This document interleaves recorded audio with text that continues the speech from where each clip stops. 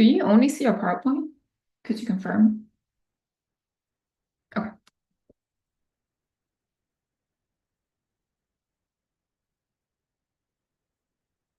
Yes, I can only see the PowerPoint slide right now. Okay. Because on top of PowerPoint, I'm pulling up different screens. So I just want to make sure you're not seeing all of them. Okay. Perfect.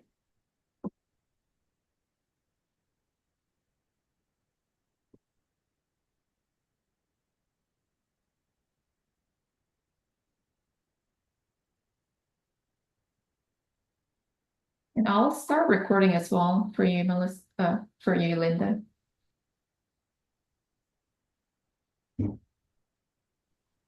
Thanks, Eugene. Okay, we're live streaming, so let's give it 1 minute before we let everyone in. Sounds good.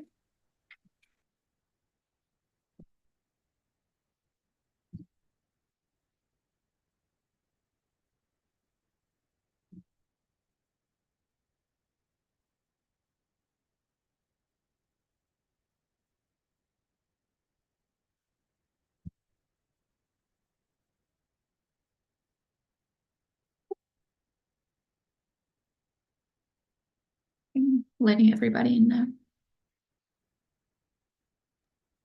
Great, thanks, Eugene.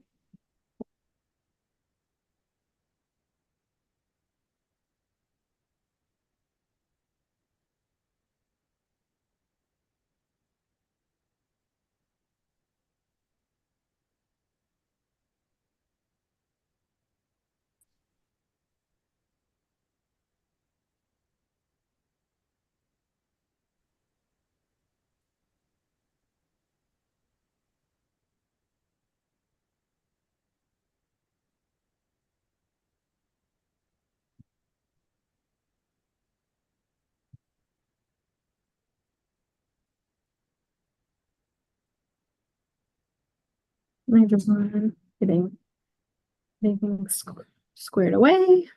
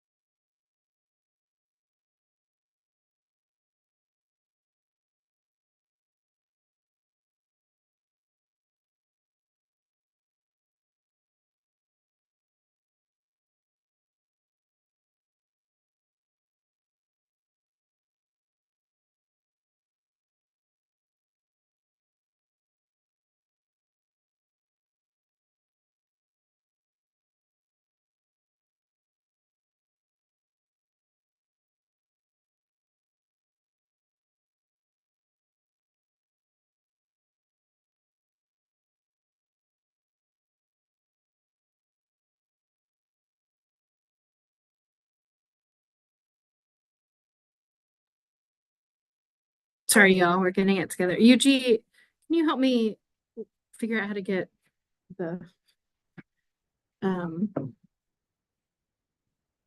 sorry, the pictures, the profile pictures on the screen. Right now it's only showing you and the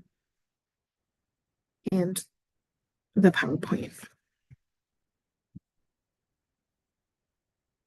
I remember just using two different screens. So the bigger screen will be like screen 2 or something, and then I would just drag the picture to. Got it. Yeah. Great. Thank you. All right. Then maybe I need to log in separately. 1 moment. Sorry.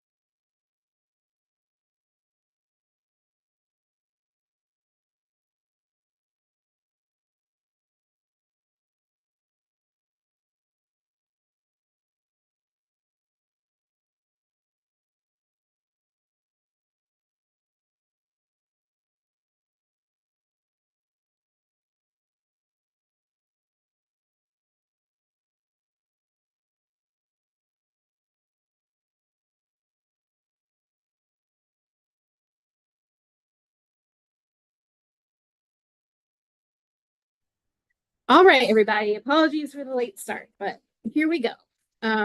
Good to see everyone. Welcome to the Quarterly Education Research Center Advisory Board meeting. Let's get started. So first item on the agenda is call to order. Also, I'm going to take attendance really quickly. So if the board members could let me know if they're here after I say your name. Linda Rosca. I'm here. Rayon. Present. Yuji. Here. Holly. Here. Kathy. Here. Megan. Here. Celeste. Here. Jackie. Here. And Angie. Here. Great. Everybody here. Let's move on to the next item, just public testimony, and we don't have anyone registered for public testimony. So move on to item 3. Consideration and possible action to approve minutes. The minutes were sent to the board members a few weeks ago after the last meeting. So does anyone have a motion to approve the minutes from the June 6th meeting? This is Holly. I motion to approve. This is Rayon. I second. All in favor? Aye. Aye. Any opposed? Motion passes. Great, thanks. All right. Item 4, consideration and possible action to approve the consent calendar. This portion of the agenda consists of items to be routine and will be enacted by one motion unless separate discussion is requested by a member. Does anyone have a request to remove any of the items that are currently on the consent calendar from the consent calendar?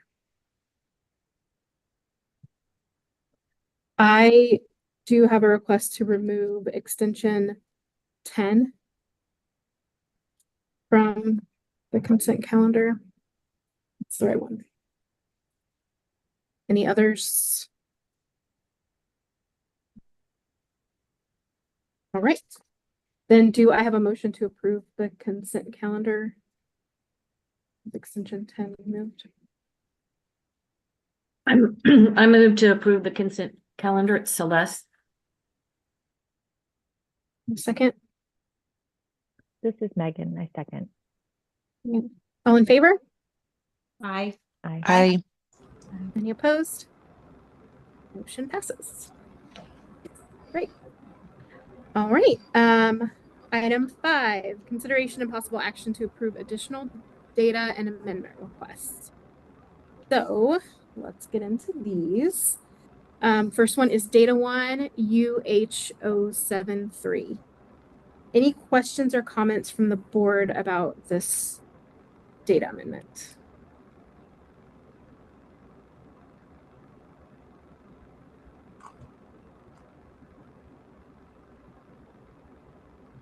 I wanted to ask Linda, because SAT and ACT files, in my understanding, those are not available for the researchers. And then I think from the form, I saw that researchers were requesting after 2010 data. So just wanted to confirm that from Linda first, and then make sure that the certification file, the researchers are requesting just one fiscal year or one school year of a file, because that's the most earliest data that we have in ERC. Hi, I'm the researcher Patrick Gill from Good Reason Houston. Thanks for letting me chat with you all today. So I'll address the second question first. For the industry-based certification requests, we currently in our study, in our data have for the 2020-2021 school year. And it's that was based on what we found in reviewing the data inventory, the spreadsheet that you can get from the ERC website. But it looks like based on the documentation within the ERC itself that there may be data back to the 18-19 school year. So I guess what we're requesting is 2 school years of data, 18-19 and 19-20, if that's available for the IBCs. And then regarding the SAT, ACT question, based on my review of the data inventory and documentation, I was also not sure if data beyond 2010 was available, but I put that request in there in the hopes that there is maybe a data set on SAT, ACT available that I was just not seeing, and that there is data somewhere, because we would love a non-STAR test measure of academic readiness based on some type of assessment. And talking with our school district partners, SAT and ACT was of interest to them, which is why I submitted this data request in case there is a file available that I was unaware of. I will defer to Linda to speak on that. Correct. TEA does not provide any current SAT, ACT data because these studies are not being conducted on behalf of TEA. So we cannot share the data we have. Gotcha, makes total sense. Thank you. Was I correct in that there's an additional 2 years of industry-based certification data we could get? 18, 19, and 19, 20? I would need to check on that, but one of the ERC directors can speak if it's in their data stores. I believe the earliest one is FY20 that we have. But yeah, ERC directors, if you could also confirm that. I think we've provided everything we have. So the question is, does it exist for 19? Is that the question? Okay, Yes. I need to check. But whatever we have starting with 2020, 2021, so FY21, so any years prior to that are available is essentially what we're requesting. I appreciate y'all's clarification.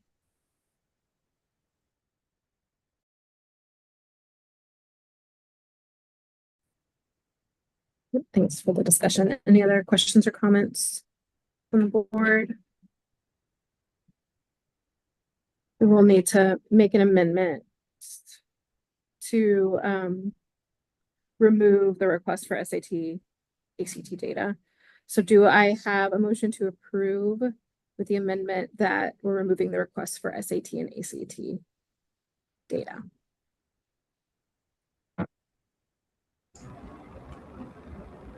This is Jackie. I move to approve. Do you have a second?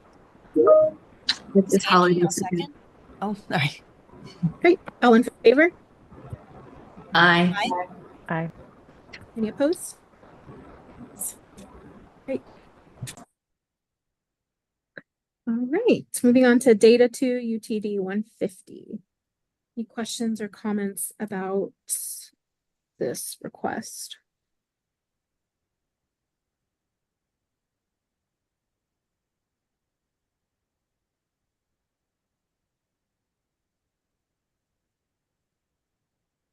If there are none, do I have a motion to approve?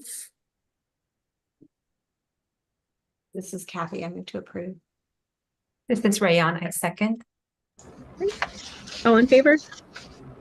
Aye. Any opposed? Motion passes. Thanks. All right, data 3 UTD 199. Questions or comments on this one?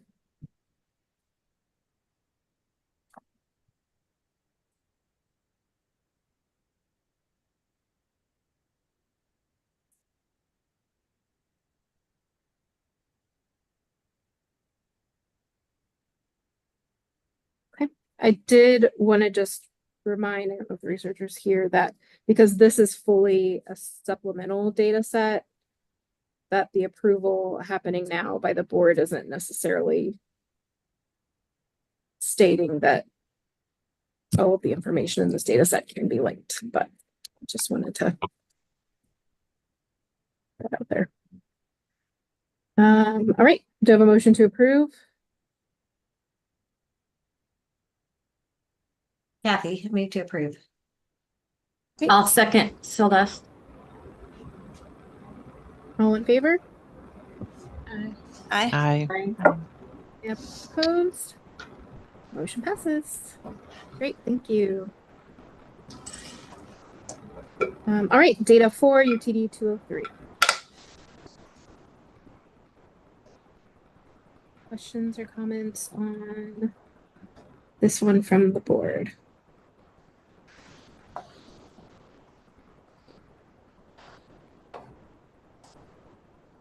And if none, do I have a motion to approve?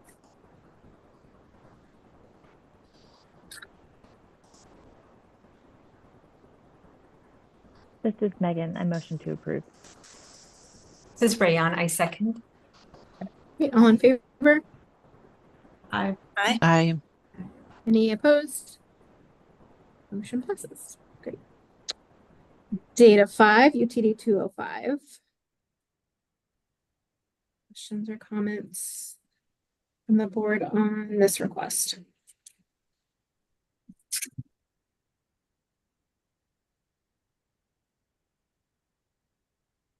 And if there are none, do I have a motion to approve? This is Angie. I'll move to approve. Thanks. Do I have a second? Kathy, I second. All in favor? Aye. Aye. Any opposed? Motion passes. Data 6, UTA 200. Questions or comments?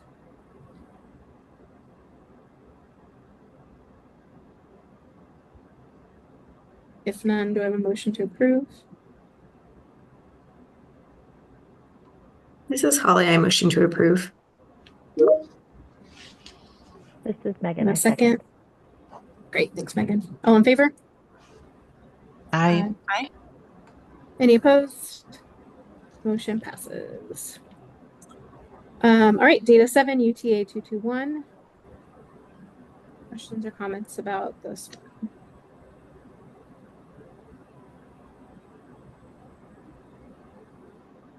Not, do I have a motion to approve?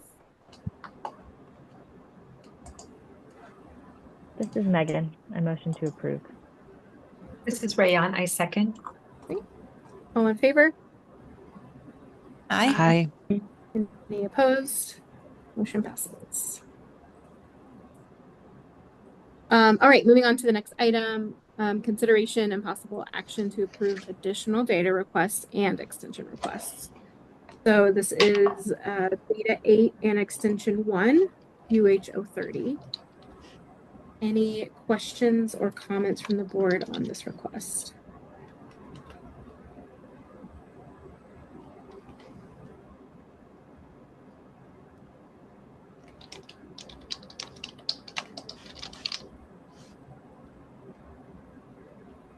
If none, do we have a motion to approve? This is Rayon, I move to approve. And the second, Second Celeste. all in favor? Aye. Aye. Any opposed? Motion passes. All right, data 9 and extension 2, UTD 197. Questions or comments on this one?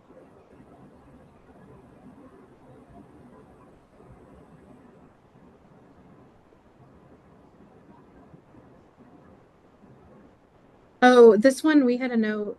We weren't sure if the researchers needed to request the OCS as well, since they're asking for data to the present, but I'm not sure if the researchers here for that one.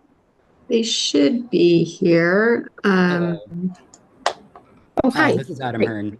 I'm the researcher involved with this project. Could you elaborate on what this data set is that we should be requesting? Well, I'm not sure if it's needed, but the OCS is similar to the OOS, but just the course data, course census date. and it's a newer report, starting in 2021. But if you are using, I'm not sure if you're using the 001 in your original proposal, so you would need to aggregate hours, the OCS would be needed. Right, right. Yeah, I think we want our data set to be consistent from the beginning of our study period, which is 2018-19 through present. So I don't believe we'll need this newer report you speak of. Okay. Well, it did replace some items on the 001. I'm not sure if the 001 is on your original request. I don't have it in front of me, but if it is, you will need the OCS to recreate some of the variables that are on the 001 past, Okay. like 2021. Okay, we do have 001. Okay. Yeah. Then I would suggest, do you have the OC one on your original request? We do not. Get these. No. Okay. I would suggest going ahead and adding the OC one and the OCS to make sure you can consistently have everything. Mhm. So Adam, it's just about amending your request, and we can work with you to make that happen and resubmit to the board. Wonderful. Thank you so much. Great. Thank you, Melissa. Yeah, no problem. Any other questions or comments?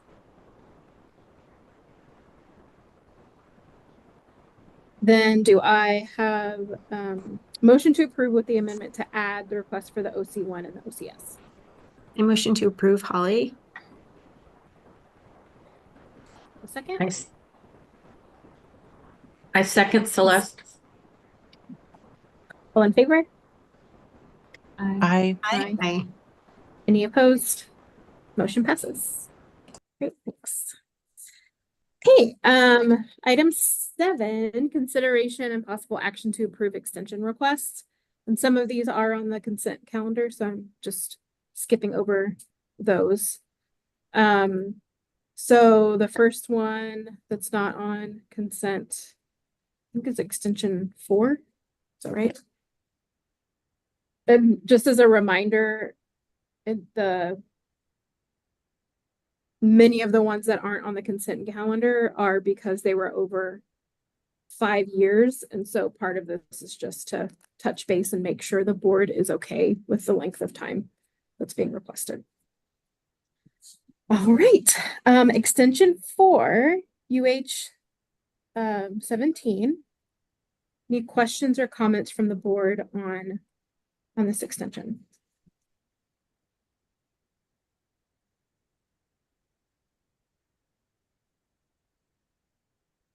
And if there are none, do I have a motion to approve?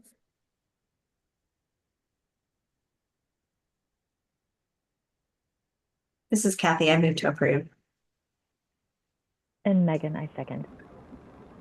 All in favor? Aye. Any opposed? Motion passes. Great.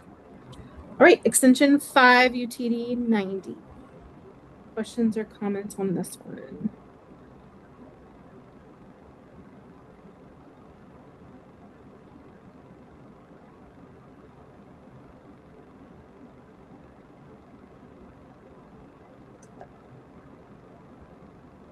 If there are none, can I have a motion to approve? This is Holly. I motion to approve. It's Have a Ray. second. Great. All in favor? Aye. Aye. Any opposed? Motion passes. Okay, extension 6, UTD 130. Questions or comments? And if not, someone can make a motion. This is Kathy. I move to approve. Great. In a second. I'll second Celeste. All in favor? Aye. Any opposed? Motion passes. Extension 7, UTD 137. Questions or comments?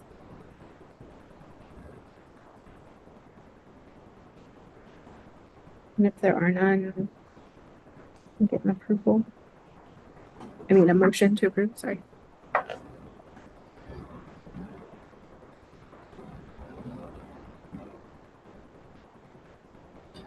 Kathy, I move to approve. I'll second Celeste. Okay, all in favor? Aye. I, Any opposed? Motion passes. Okay, next one was extension 8 that we pulled off. No, sorry, 8 was still on consent. I'm mixed up. Extension 9, UTD 140. Questions or comments? And if there are none, do I have a motion to approve? This is Holly. I move to approve. Second.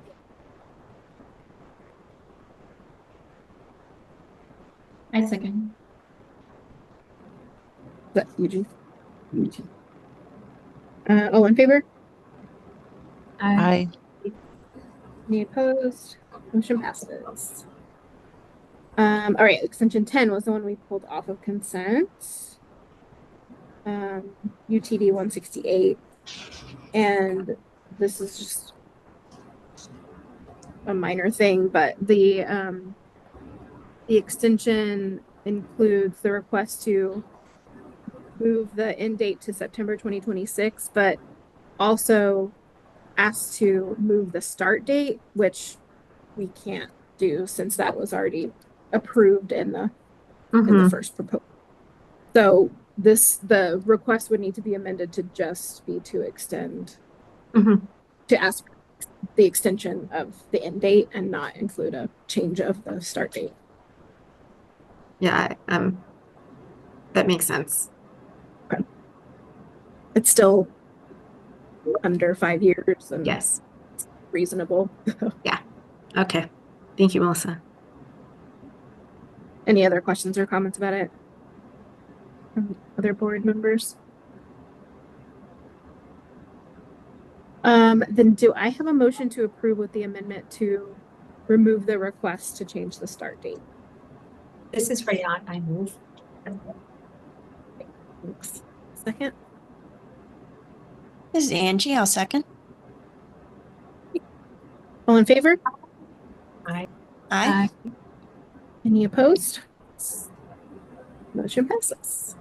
Great. Then the next one that's not on consent is extension 14, UTA 166. Questions or comments from the board?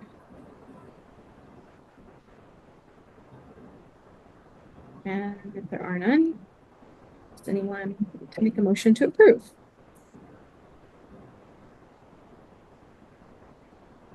This is Kathy. I move to approve. Second.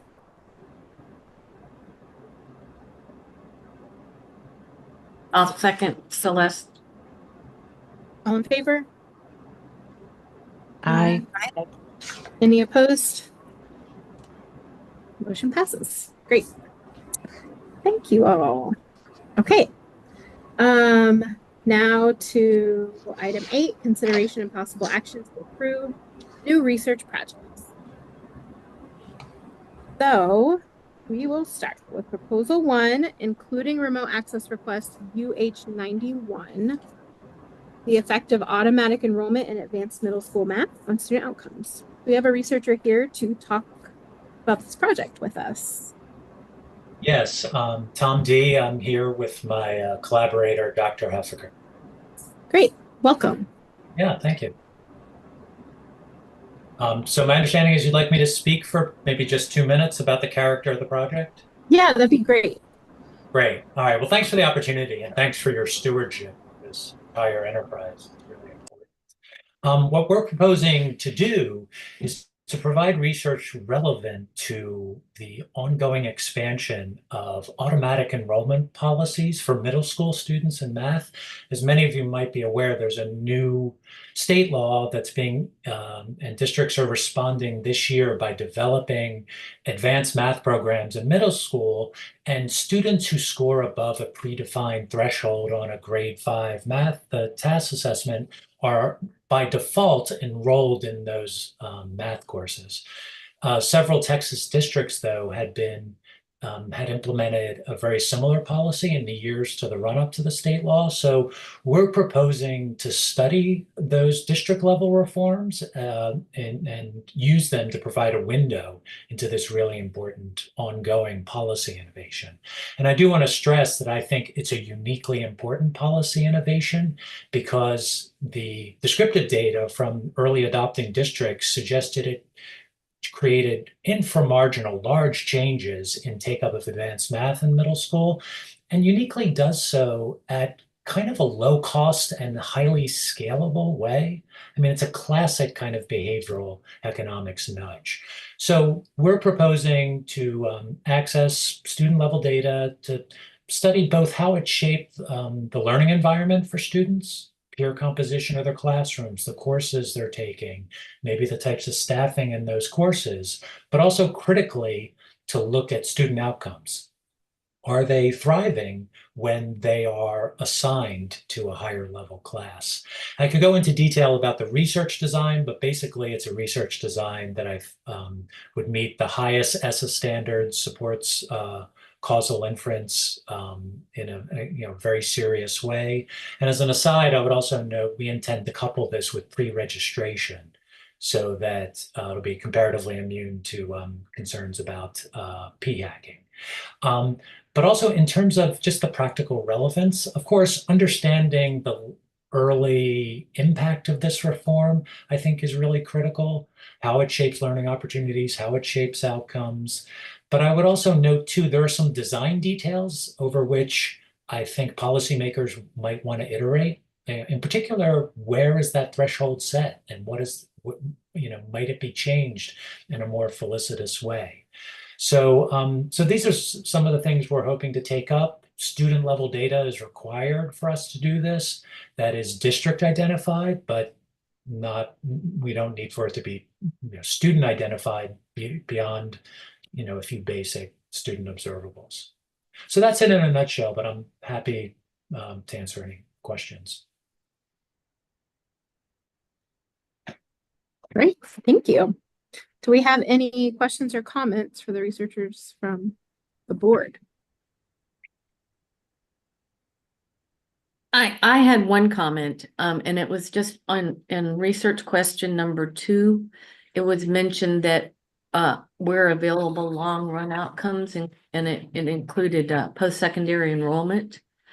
And I noticed that none of that data was requested, none of the higher ed data. It didn't know if you wanted it. Yeah, and we're gonna have to go back and do the calculations, but I think the earliest adoption was in 6th grade in 2018-19. So if the cohorts have aged enough that such data might be available, that's great. But we definitely don't want to let perfect be the enemy of good. There are a lot of other rich progress indicators in the run-up to that. And also, I think it interacts with the length of the research plan we have here. So we're open to getting it, but it's not critical for the work we want to do. And Celeste, I had noticed that too, and so I did that calculation of if the policy started at this time, and it doesn't quite hit. Right. Yeah. They would. Okay. It might be a future extension request. Yeah.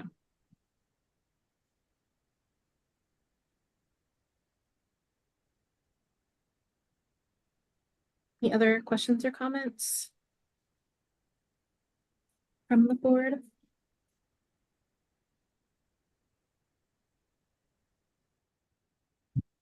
If there are none, do we have a motion to approve from the board? This is Rayon. Move to approve. This is Jackie. I second. All in favor? Aye. Aye. Aye. Any opposed? Great, motion passes. Thank you. Thanks.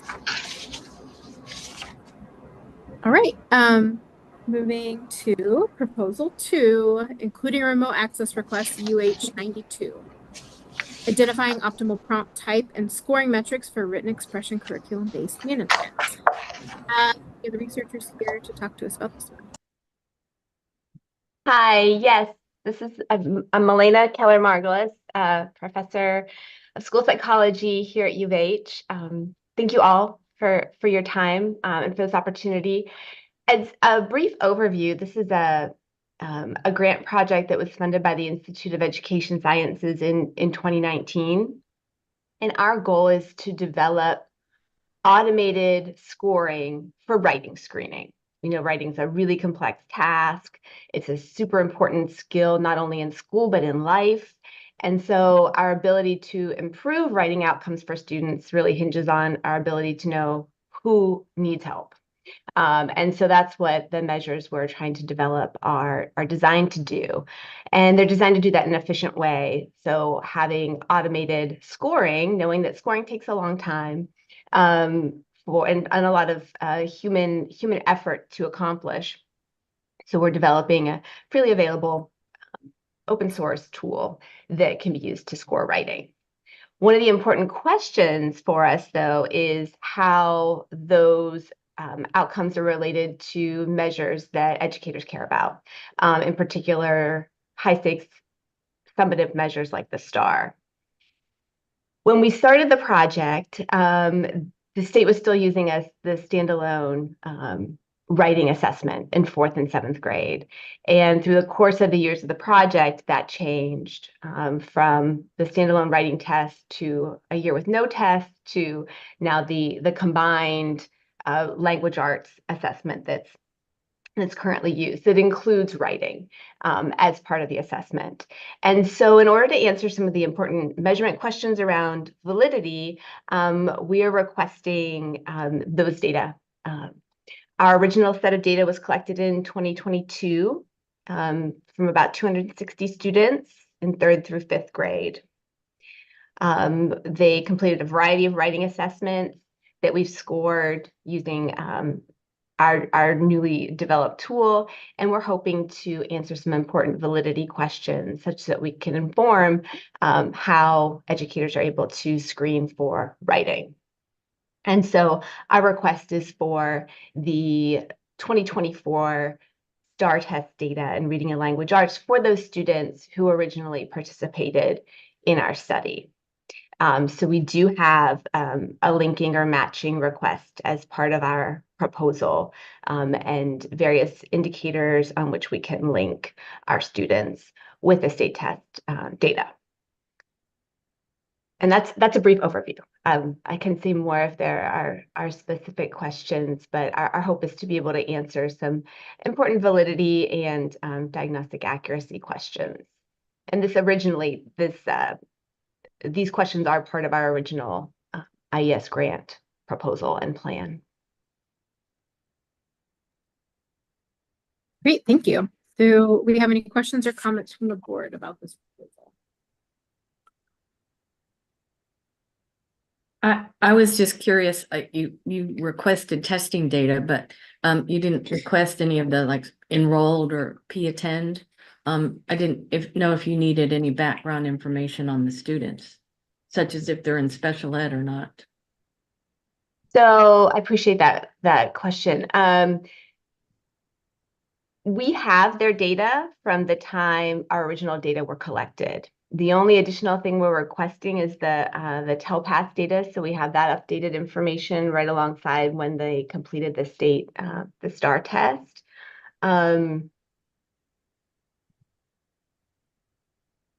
Given the time lapse between our original data collection and what we're requesting now, that actually I think is a really important suggestion. If it would be possible to amend to include those data, just so we're able to capture any changes between the original data collection and the STAR testing, I think that might be important and valuable. So when you say, I remember reading that in the original data collection, you got some of that information, but so does that mean the table on page 12 that talks about the data you want to come to match, that this does not include all of the information you are hoping to bring in? Like you are also wanting to bring in some of that other testing data that you collected as well? I'm not sure. I'm not sure. Let me see if this answers your question. So you're talking about the table of student matching variables and then the existing study data that we hope that would Yeah, be. so is there anything else that so when it says standardized writing test scores, is that what you're speaking to? Like that is the prior Yes. test scores? Okay. Yes, exactly. Thank you. Yeah. So everything on the right side of that table is data that we collected or was generated through the original study. Yes.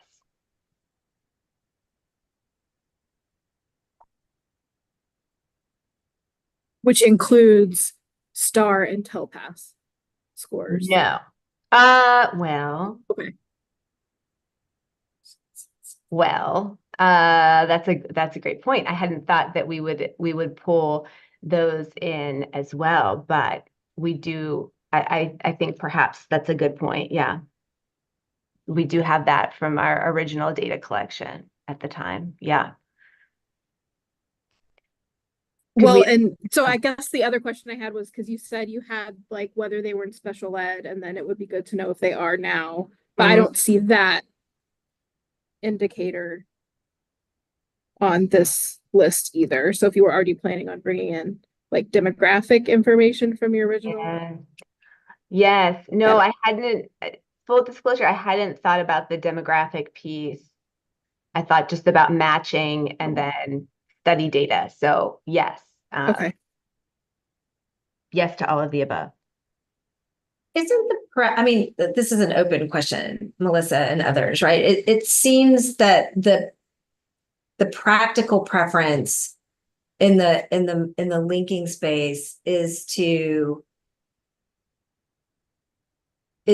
minimize the duplicative information that would be pulled in, not to Celeste's original question, right? Of whether these additional data files would be useful because they provide information. So I guess asking the question explicitly, is the preference, and I think the answer is yes, to minimize the number of additional variables being asked to be linked in that are already present in a file. Yes. Existing and available. Yes. Yeah. Thank you. Yeah, I just wanted to clarify because when it was asked and then mentioned, well, we have that variable, but I hadn't reading this, I didn't think that was even being requested. So just wanted to in clarify. This case, as an example, it would be preferable for Milena to use the standardized testing data already available in the files, the demographic data already available in the files, rather than and I hear your point, Milena, about wanting to validate, but I think that the trade-offs are in alignment with using what's already in the files. Absolutely. Yeah. Thank you. Thank you for that clarification.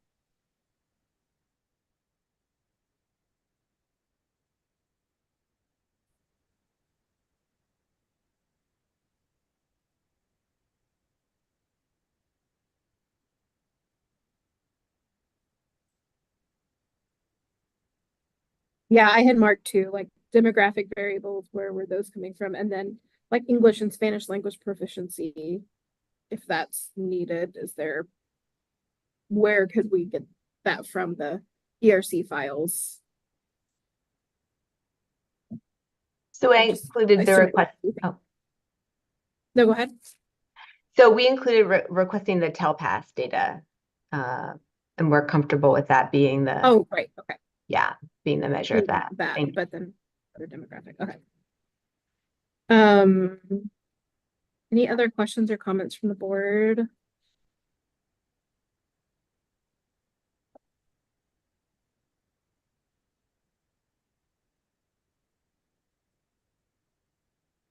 Appreciate the thoughtful questions and suggestions very much.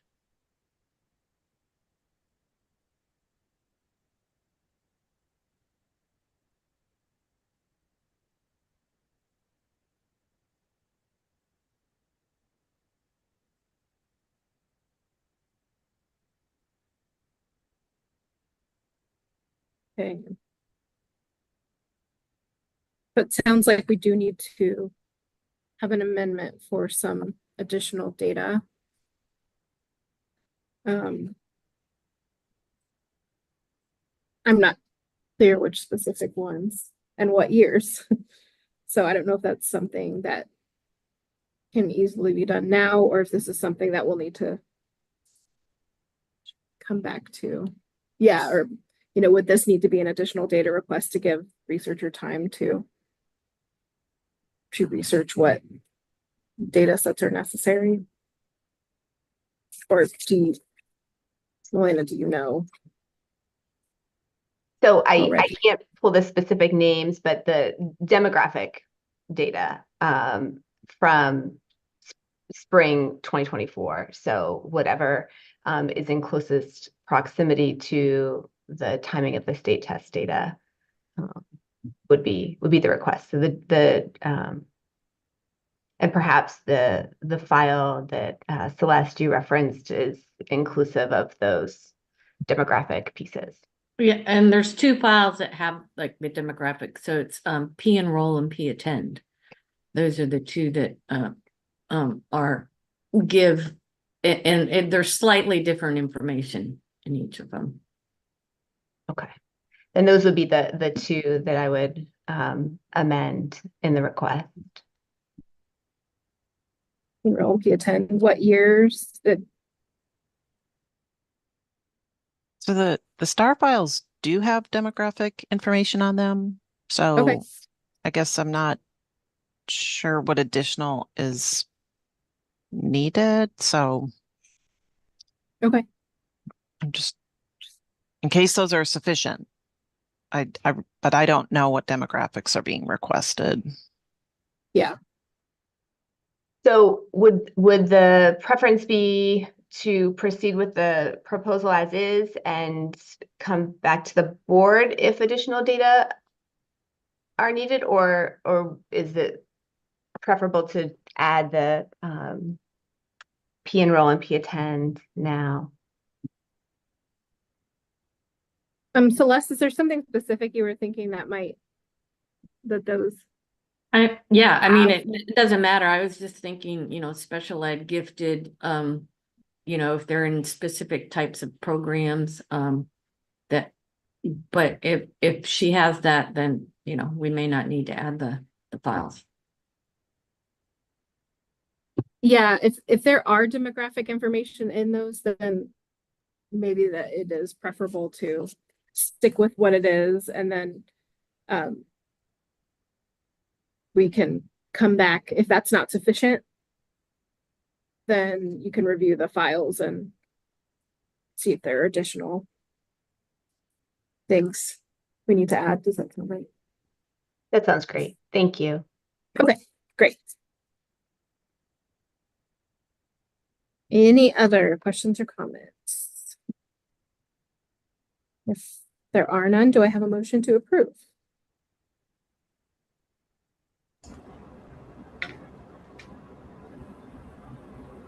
I move to approve, Celeste.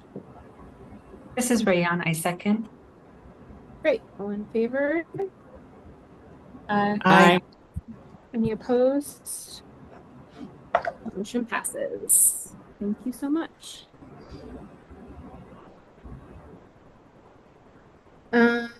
Moving on to proposal 3, including remote access requests, UH 93, examining goalbook implementation and its effects on student achievement. Do we have a researcher here to talk to us about this? Yep. Hi, I'm Andy Kwok, here with Ileana de la Cruz. We're at Texas A&M. We wanted to examine the, kind of title says Goalbook implementation. Goalbook is a national company that focuses on providing support for particularly special ed teachers in writing IEPs. And they wanted to see how this sort of support played out at the state level. They've conducted a similar study in North Carolina using their state data to see whether the implementation of Goalbook, particularly at the campus and or district level, had any sort of changes upon implementation. And we wanted to see, because there's a large number of constituents within Texas, to see whether that still applies here as well. That's kind of the broad indication of what we're trying to do. Great, thanks for that overview. Are there questions or comments from the board or researchers?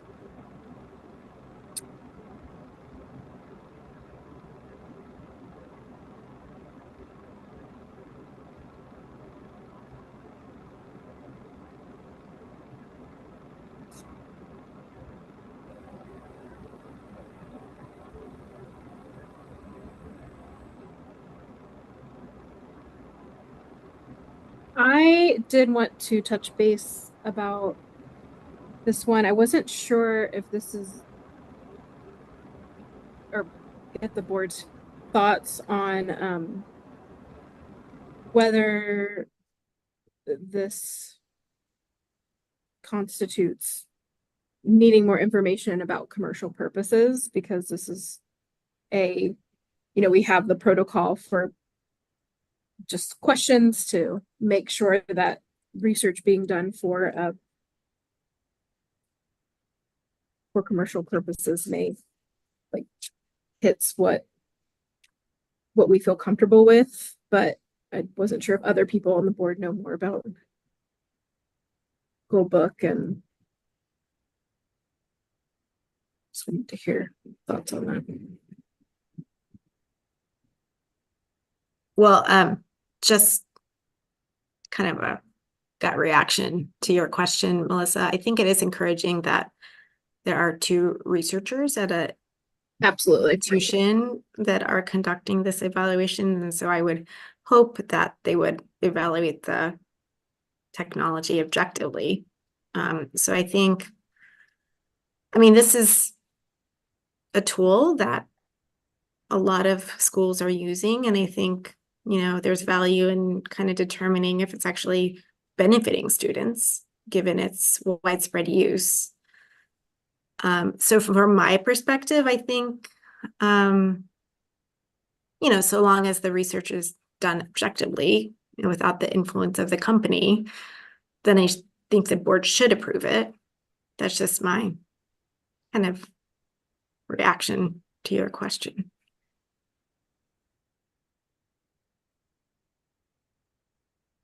Yeah, that's fine. I just wanted to make sure we talked about it, since it is the researchers were hired by Goldbook.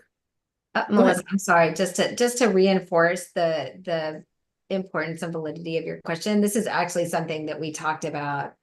I raised this with them in our initial discussions. So in moving it forward, I felt really comfortable to Holly's point that there's an objectivity and an independence in the analytical work. And so I'm glad that you raised it here too, because it certainly is in a space that warrants that question. And I will say I appreciated that, especially when I was thinking about this question and the dissemination strategy, the researchers did a good job of being clear, there will be a white paper for Goldbook, but this research will be shared in academic spaces.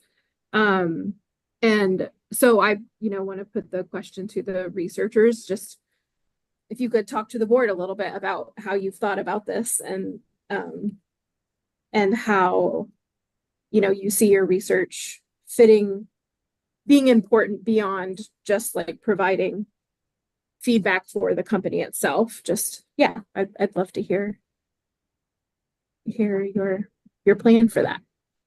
Yeah, that's a completely fair, concern to raise.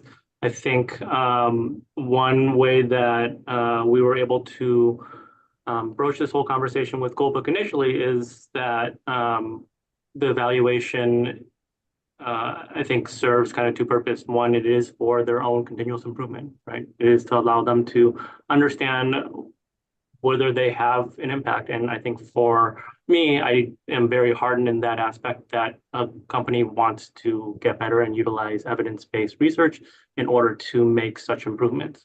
I think the second is kind of along the lines of how what everyone is kind of already mentioning right now is that I need to see value in it as a researcher in the sense of does it have broader appeal to inform the field? And I think that's something that between Goldbook and our team, we realized that, hey, it does kind of meet all these sort of goals. And so in writing the benefit to Texas, with the 230 campuses or districts are already using it, 234 on this list. And like that's a massive amount. And the hope is to provide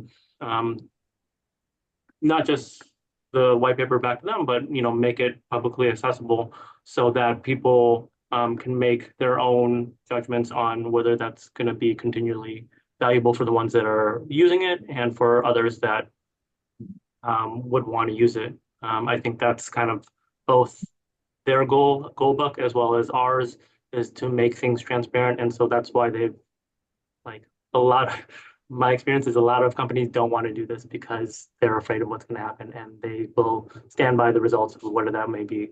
And so I think that's a big reason why I think Texas should take some interest in this is because they're already investing in it. So we might as well figure out whether it works. And if it does, then maybe it could be something that the state considers at a larger scale. And if not, then maybe it's meant for another state. Great. I appreciate you being so thoughtful about it.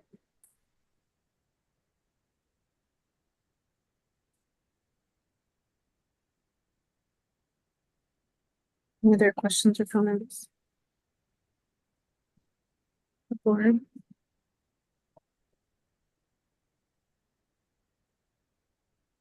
Right. If there are none, or I don't know, the board probably will hate me. I just had a kind of interest question about it that I'm finding now that sorry for holding us up. Yeah, I was interested in the data you all have about, when you're linking data to schools, and maybe even teachers, do you have information on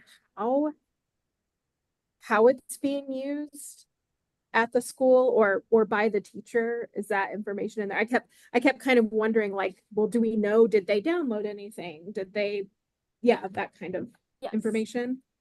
Yes. Hi, my name is Eliana. I'm Hi. on the team with Andy. Yes, we have usage analytics from them. So we've even discussed the difference between relevant variables. So was it clicked or was it downloaded? Did they report like written typed work or did they copy paste something from the website to a different location? So yes, we do have that kind of analytic information. Exciting. I think it is really interesting. I mean, the one kind of compromise we've had making all this is that, and I remember talking to Kathy initially of like, we can't figure out though the effect by an individual, and that's why we have to aggregate it by the campus or district level. And so what sort of effects will we see? Probably pretty marginal, but if we do see something big, then that's a big megaphone to really take into consideration. Yeah. That's true. Great, thanks. Anything else from the board? And if not, do I have a motion to approve?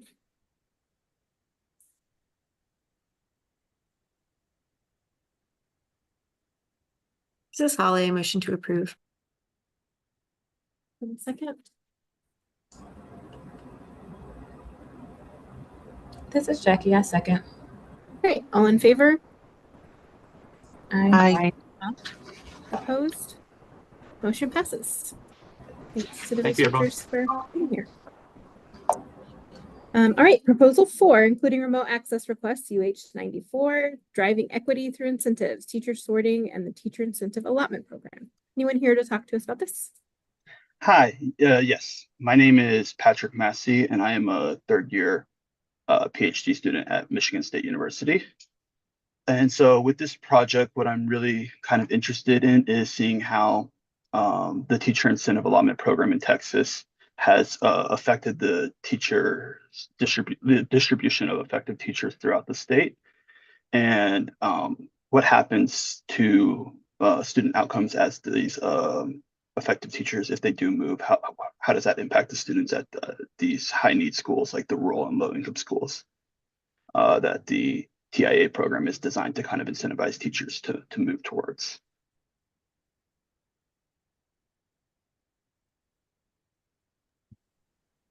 Great, thank you. Any questions or comments from the board for the researcher?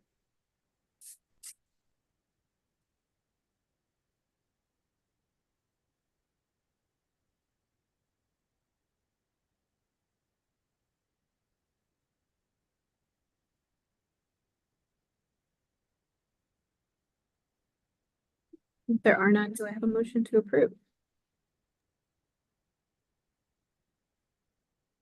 This is Holly. I motion to approve. This is Rayon. I second. All in favor? Aye. Aye. Any opposed? Motion passes. Great, thank you. Thank you all for your time. Okay, Proposal 5, including remote access requests, UH95, college quality and student education choices. Someone here to talk to us about this project? Yes. Great. Hi, my name is Su Wang. I'm a fourth year economics PhD student at Johns Hopkins University. This project is part of my dissertation and it's supervised by Professor Matthew Wiswell here at JHU.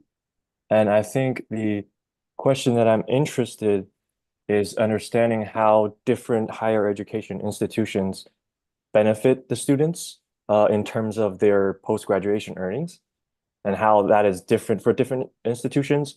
And also trying to understand, does this difference in some sense, the quality of their college education affect their choices of the college when they actually choose where to attend the colleges? So I believe these questions are important, has a lot of policy implications, because if I actually understand the real benefits of the higher education institutions and also understand how students choose where to go based on these values, then we can actually evaluate policies such as tuition support like the Texas State Grant or like the top 10% program, in which aim to provide more access to students, and we can evaluate how these policies are effective in actually promoting student outcomes. And I would need this administrative data because the key part of this project is try to calculate or identify the impact of college education at the institution level. And if I try to use national survey data, there will be a lot of different sets of college choices available to different people, but in each of the set there are limited sample size. Whereas with the administrative data in Texas, there are a limited amount of schools available, and there are more students for each available choice set that I can compare the outcomes of students and get to the actual impact of the institution.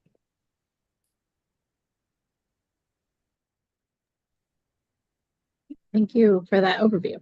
Do I have any questions or comments from board for the researcher?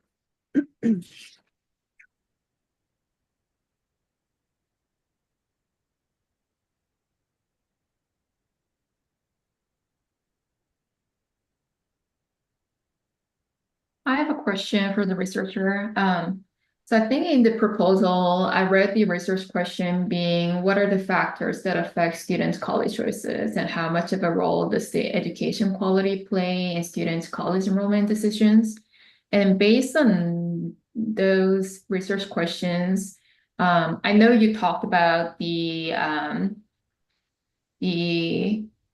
what is it? The need for the TWC data later, but I couldn't link the need for the TWC or wage data to the research questions. So I was wondering if you could just speak on why you need the wage data. Yes, so I think in the proposal, I wrote it in a pretty general way, but I think, of course, there are a lot of factors going into people's college choices, but I guess the main focus of my project is trying to understand this causal impact of colleges and how that factor affects students' choices. Do they actually choose to go to schools where they would benefit causally more, or are they just choosing some schools that are closer to their home? And this causal impact of school, which I also sort of describe it as the quality of the college education, this is measured by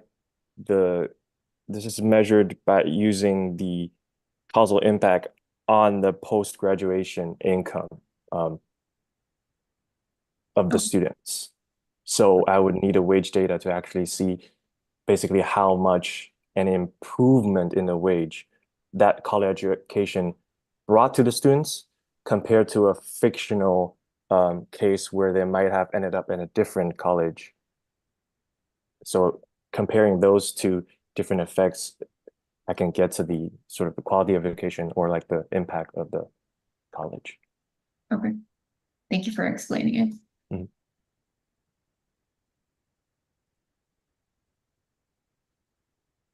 Yeah, I appreciate the explanation. I will say, I don't think the research questions laid out make that clear unless I'm missing another place where that research question is stated. Because right now, what I see is what affects students' choices to go to college,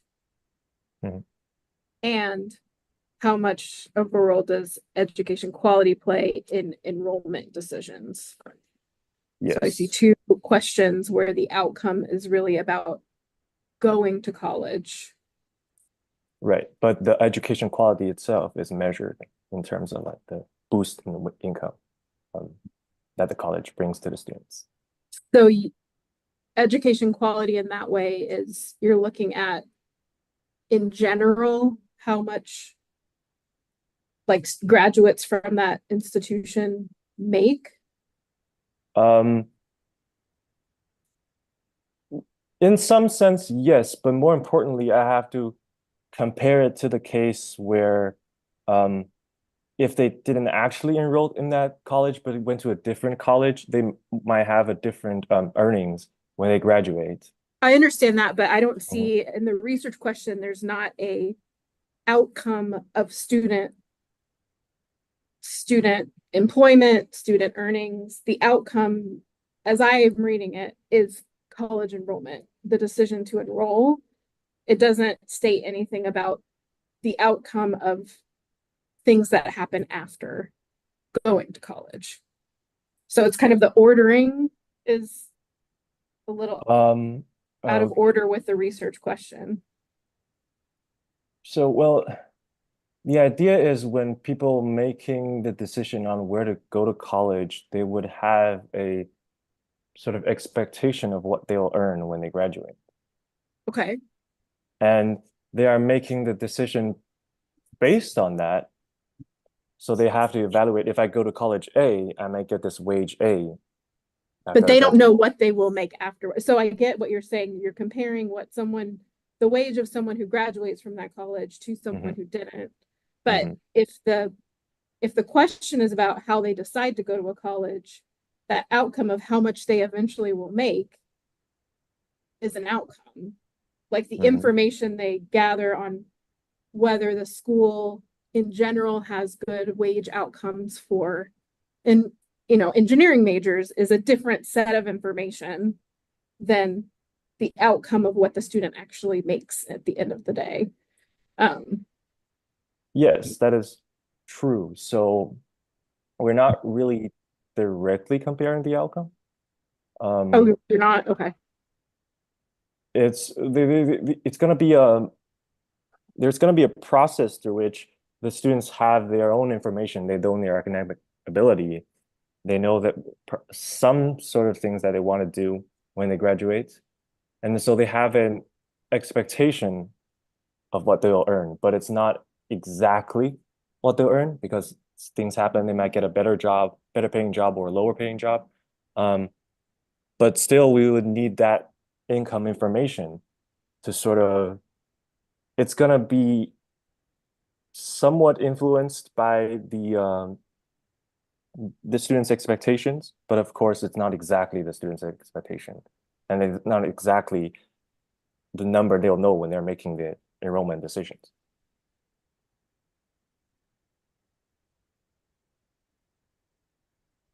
Does that answer the question? May I make or pose Mhm. an alternative in the conversation, which might be to consider, so what I hear and what you and Melissa are saying and is that there's not a compelling, in the narrative as written, there's not a compelling argument that justifies the inclusion of wage data in an approved proposal. And it might be the case that Sue considers removing the wage data for this and having the proposal considered this round without it, and then potentially coming back with an additional data, an updated research question and additional data request. And in the next round, so as a not as a new proposal, but as a something that's considered separately to add back in potentially, as versus an alternative, which, you know, versus an alternative that would just deny, you know, consider for denial this proposal altogether. Is that an accurate capturing of both what you all are thinking, Melissa and Eugene, and maybe a path that could consider parts of this? It could be. I'm just wondering if, like, also, is it missing a research question? That's what I mean. Yeah. I'm wondering if because if you take out the wage data, the data requested align right with the questions as they're currently written, and then there's the opportunity to come back with a request for, you know, additional research question and data, or amended research question and data request in the next space. Advisory board meeting. A data amendment, yeah. Yeah, thank you. Yeah. Words are escaping me. Chapter name. Yeah, any other thoughts from the other board members? Sorry, my head was kind of spinning when I was hearing this conversation.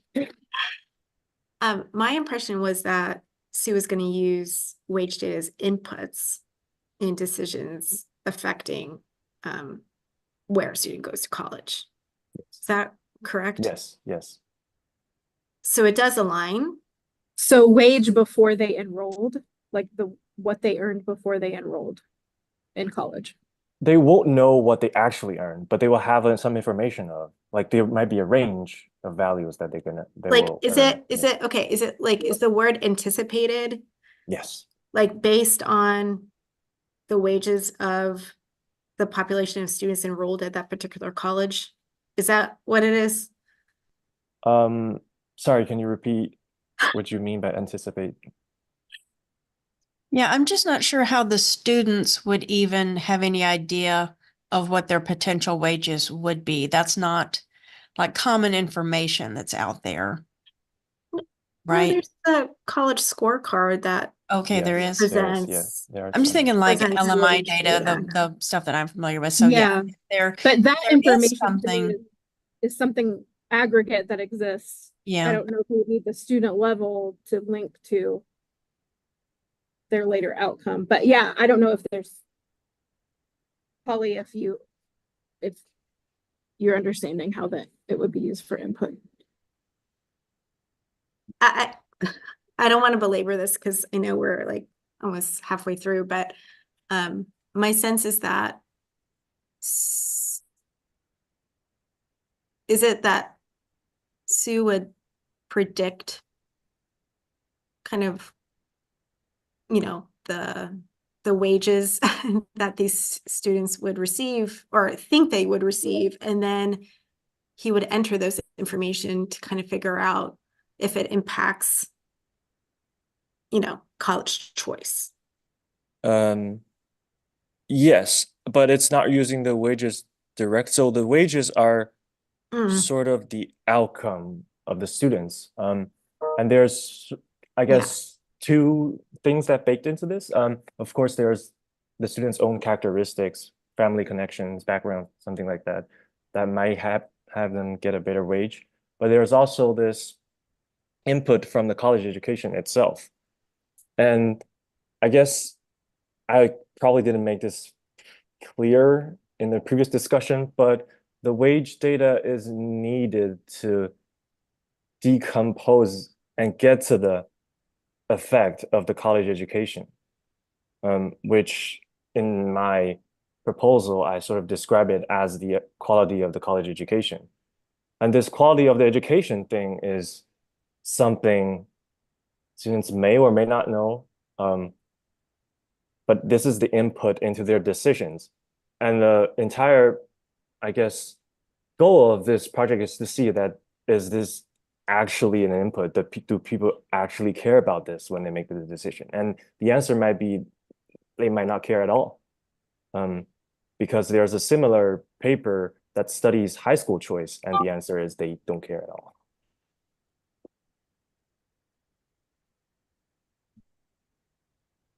But to be clear, you don't know if they don't care or they don't know.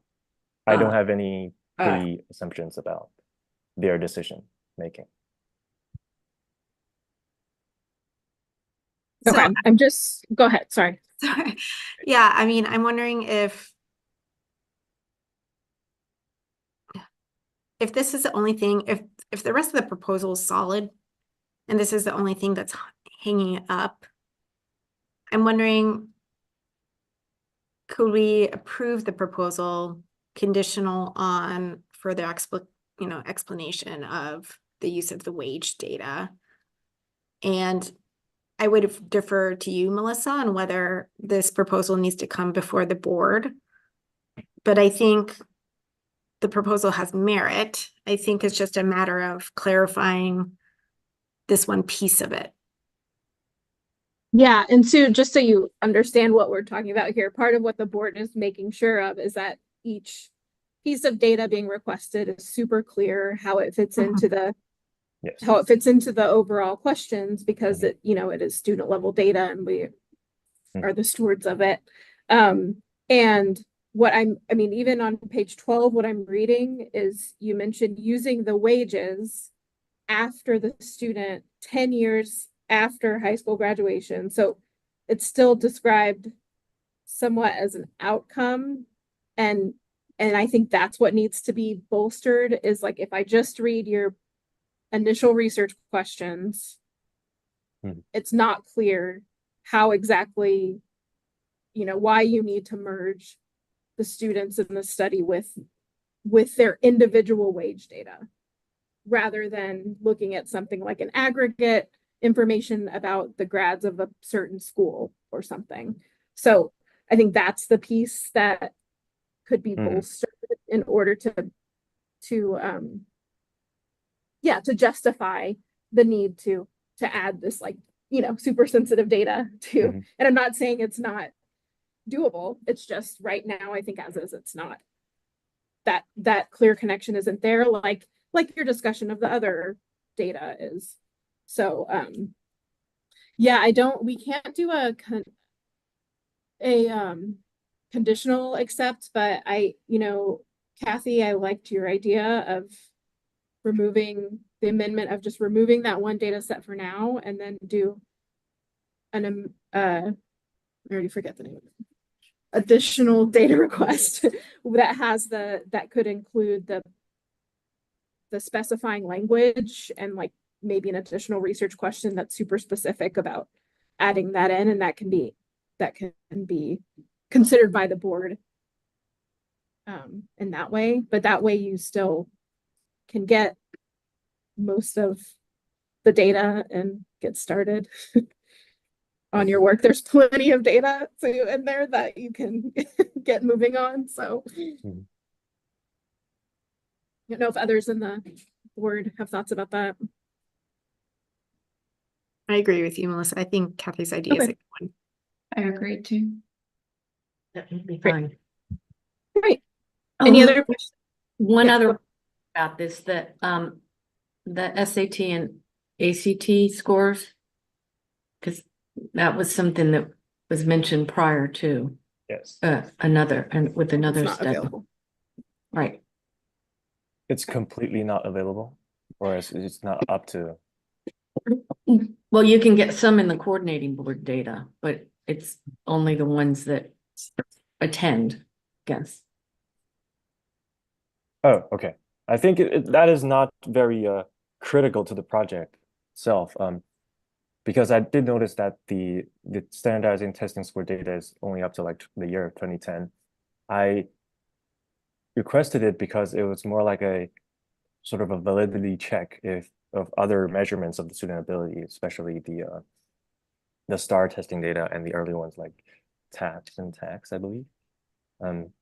So yeah, that's not very critical to the project, but it's good to have some sort of second measure to check the results. Okay.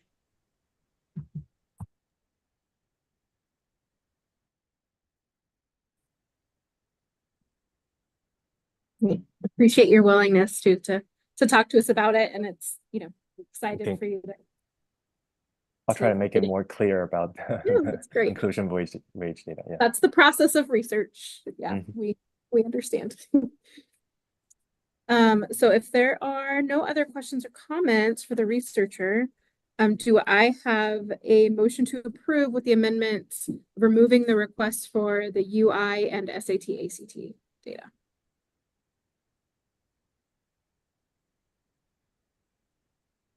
This is Kathy. I'm going to approve with the articulated amendments. Second? I second. Celeste. All in favor? Aye. Aye. Any opposed? Motion passes. Great. Thank you. Thanks for being here. All right, moving to proposal 6, including remote access requests, UTD 12. Earned but not awarded, understanding the human capital attainment of college potential completers. Dr. Hurd, glad to see you. Good to see y'all. This is Holly Hurd with Texas 2036. Thank you for having us and considering our proposal, and I apologize in advance for my voice. It's not doing great right now, but I appreciate you allowing us to tell you about our proposal. So this proposal was sparked by a development this year. West Texas A&M University announced that they would be awarding associate's degrees retroactively to students who had earned at least 60 credit hours at the institution without having attained a bachelor's degree.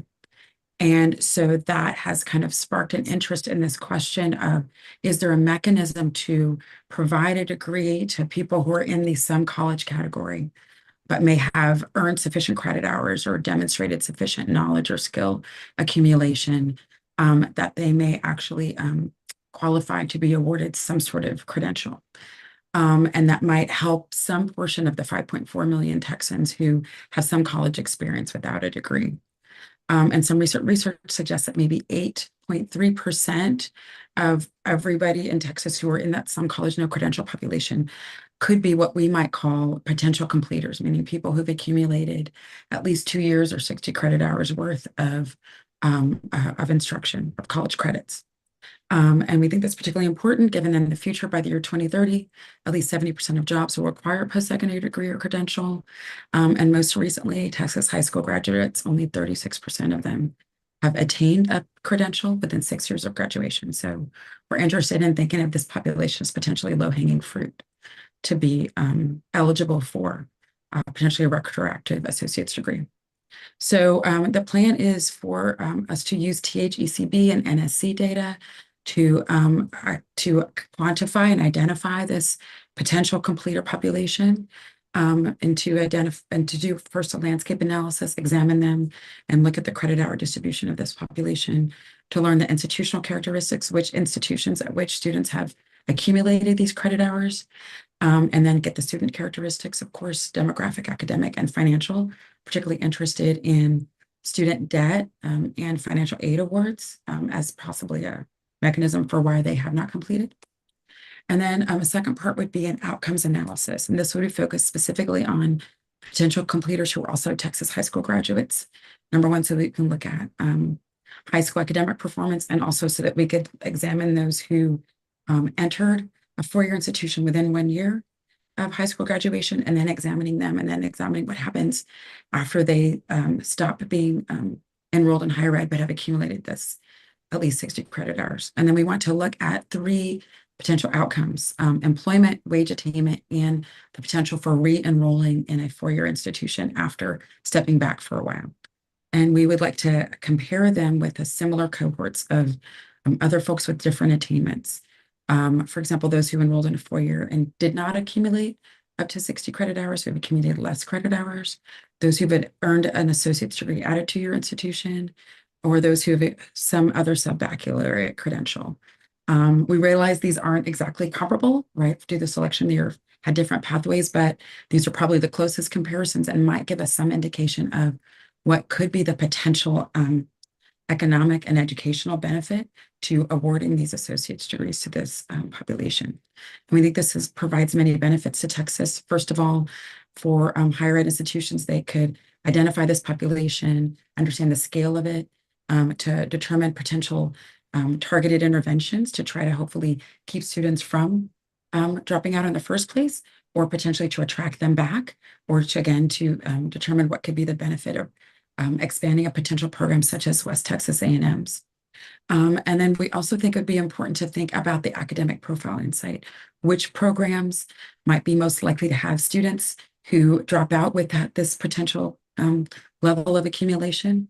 And again, determining who might be most eligible for departments to change their practices to improve and to reach out to those students. And then finally, we believe it meets the FERPA requirements because it's focused on improving instructional methods, curriculum design, and support services in higher ed institutions. So I'm happy to take any questions. Great, thank you. Any questions or comments from the board for the researchers?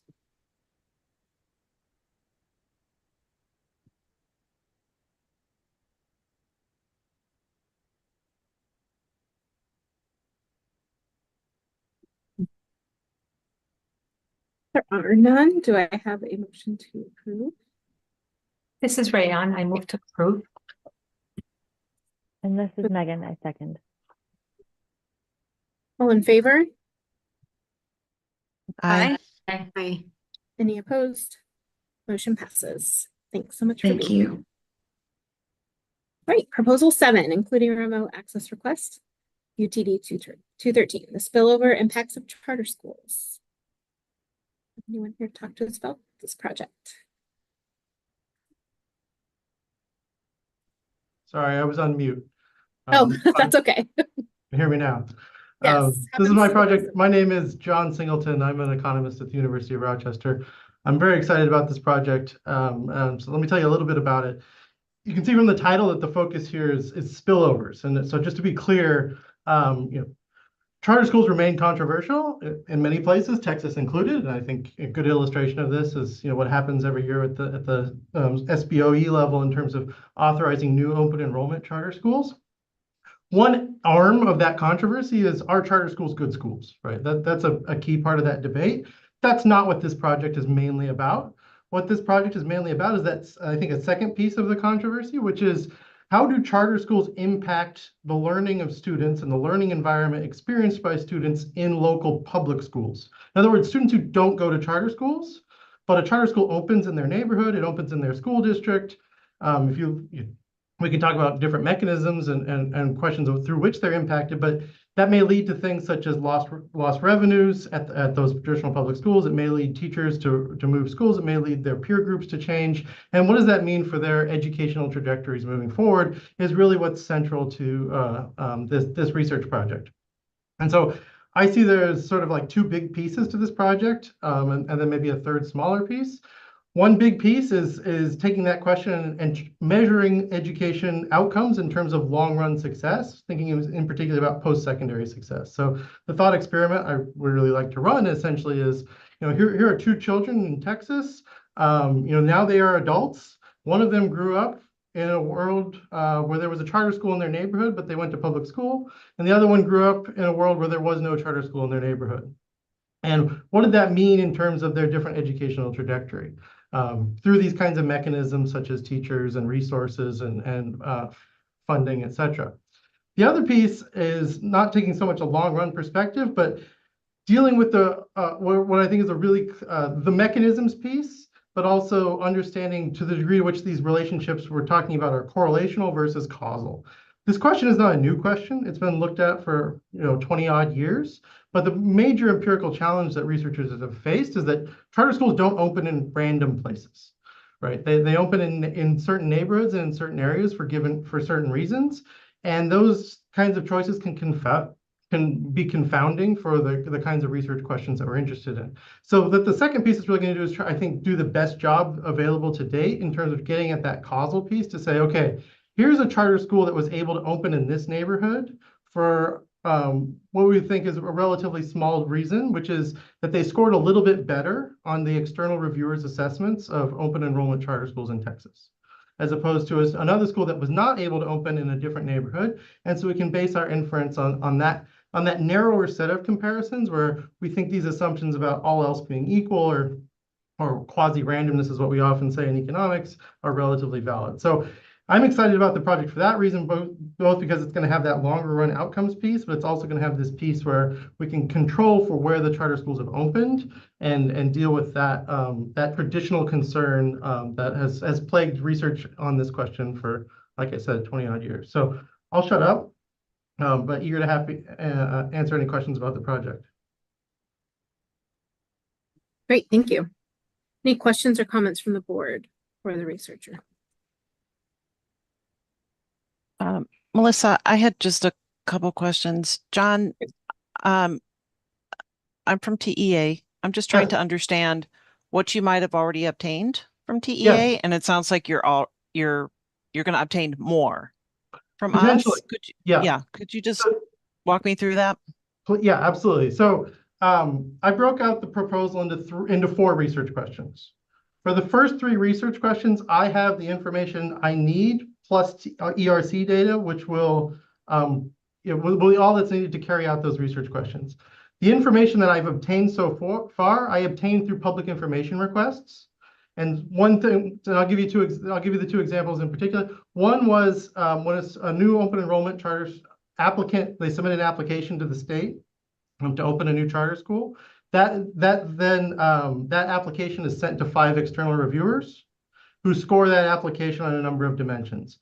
Through public information requests, I obtained those scorecards. So I know that this charter school application, it scored 83 points, or this charter school application, it scored 92 points. So that's one piece of information that I have. That's going to be really important to that second piece on the causal inference. The other information I have obtained from a public information request was charter schools' geographic territories. So charter schools, they have a geographic territory, which is defined as a set of ISDs in Texas. And those can change over time through requests to the charter school office so that the charter schools, essentially its territory can grow over time. So that's not something that's contained in traditional education data sets. But for thinking about especially the history of exposure to charter schools for students, I want to use that information to see, at this time point, this student was exposed to a charter school because it expanded its geographic territory into their school district versus not. So those are the 2 things I have, and those are going to be important for those 2 research questions. The very last piece of the project, which is that 4th research question, I'm hoping we can bring in some additional information, which would, I think, maybe shed some more additional light on this state level open enrollment application process. As I described to you, those scorecards sent to those that are obtained from those external reviewers. What I'd really like to see is let me back up for a minute. What you see in the data is that charter school applications that score higher are more likely to be approved by the State Board of Education. Now, not all of them are. Some that score really high get rejected. Some that score, you need an 85. Some that score like 85 also get approved, right? So, but on average, scoring a bit higher means that you're more likely to get your application eventually approved. So I think an interesting question that arises out of that is that score, which is assigned based on these 800-page applications by these external reviewers, is it actually predictive of how successful those charter schools are? And we can define success in a lot of ways, but in particular at increasing students' learning, right? That's really what that 4th piece is going after. And one way I want to get it improving students' learning would be through using the waitlist information, which would need to be merged at the student level. But of course, there are other methods to do that also, like matching methods, like in the Credo designs, etc. So I don't think that's an essential piece to answering research question 4. That's something I've talked about with the agency, but I think it's still a question mark whether that piece will be feasible in the end. The other piece of information which I would like to have for question 4, but again is not necessarily strictly necessary, is I would like to know, it would be interesting to know who the actual people doing the reviews are. But more likely what I would like to know is this person reviewed this application and this application and this application. Is that external reviewer particularly good at predicting which charter schools are good?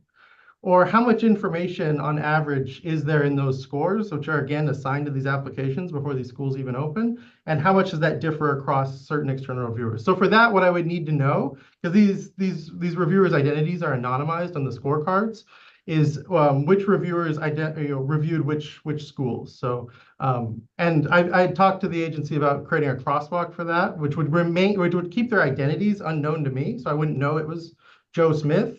But I would know that Joe Smith reviewed this school and this school and this school. Again, that's not strictly necessary for the project, but I think it would add some excitement to research question 4. Okay. Does that clarify your question, Linda? Yes, and then you're looking for the charter school waitlist information as well. Yeah, so my Okay. thought, the idea there was to do a better job in terms of measuring charter school quality. And so the idea there would be we've got a student who's on the wait list, and that means we know that student wanted to go to that charter school. And so controlling for that will allow us to control for selection bias in terms of measuring how good is this charter school at improving students' test scores. Again, that's not strictly necessary because there's a lot of techniques and methods that like a matching method that you could apply to essentially go after the same thing. Having that waitlist information would allow me to do a little bit better. So that's the sense in which I don't think it's strictly necessary, if that makes sense. Yep. And if this is student level information confidential information that you're trying to bring in, whoever you're talking to at the agency should connect with my team because we would do the work. So just to flag that for you. Absolutely. Thank you. Okay, thanks. Thanks, Linda. Any other questions from the board?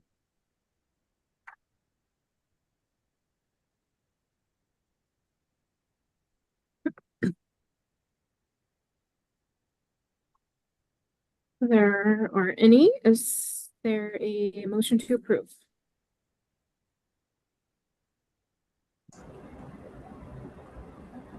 This is Jackie. I move to approve.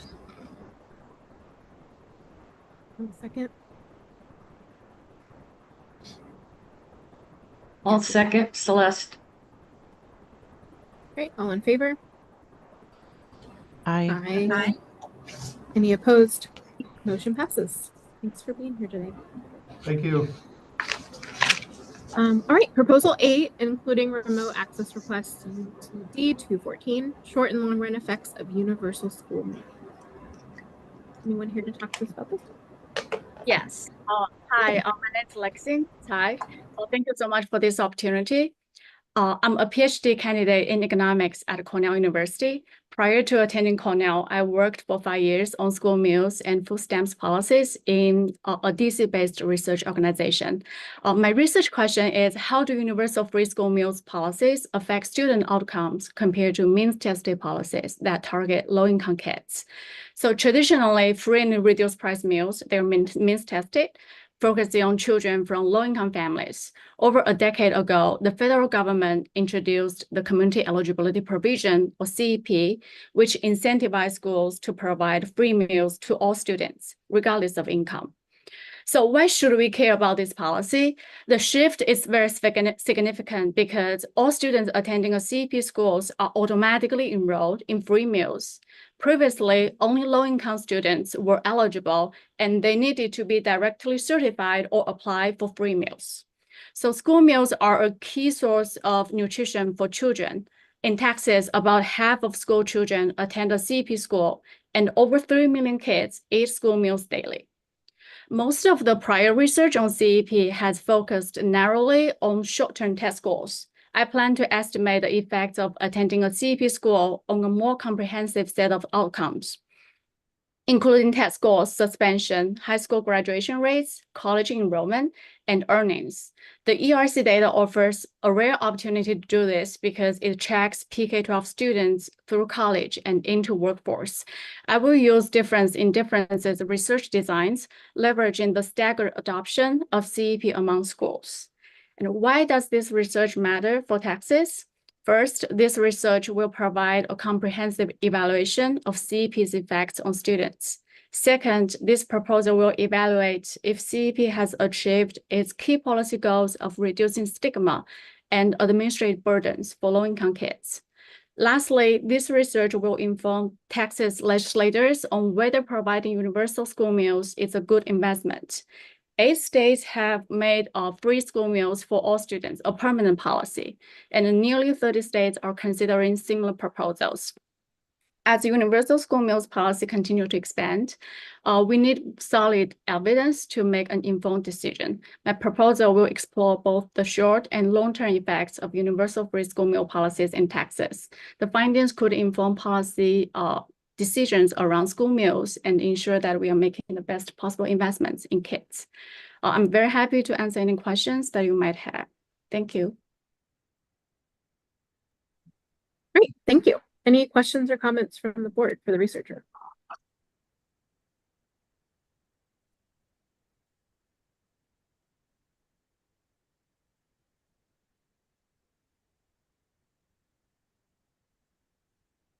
And if there aren't any, do I have a motion to approve? This is Rayan. I move to approve. A second? Kathy, I second. Great. All in favor? Aye. Aye. Any opposed? Motion passes. Thanks for being here today. Thank you so much. All right, proposal 9, including remote access requests UTD 215, the effects of school quality on children's long run education and employment outcomes, evidence from Houston's 1998 housing reform. Do you have a researcher here? Yes, hi, how are you? Welcome. Hi, thank you so much for having me. My name is Micah Baum. I'm a PhD student in public policy and economics at the University of Michigan.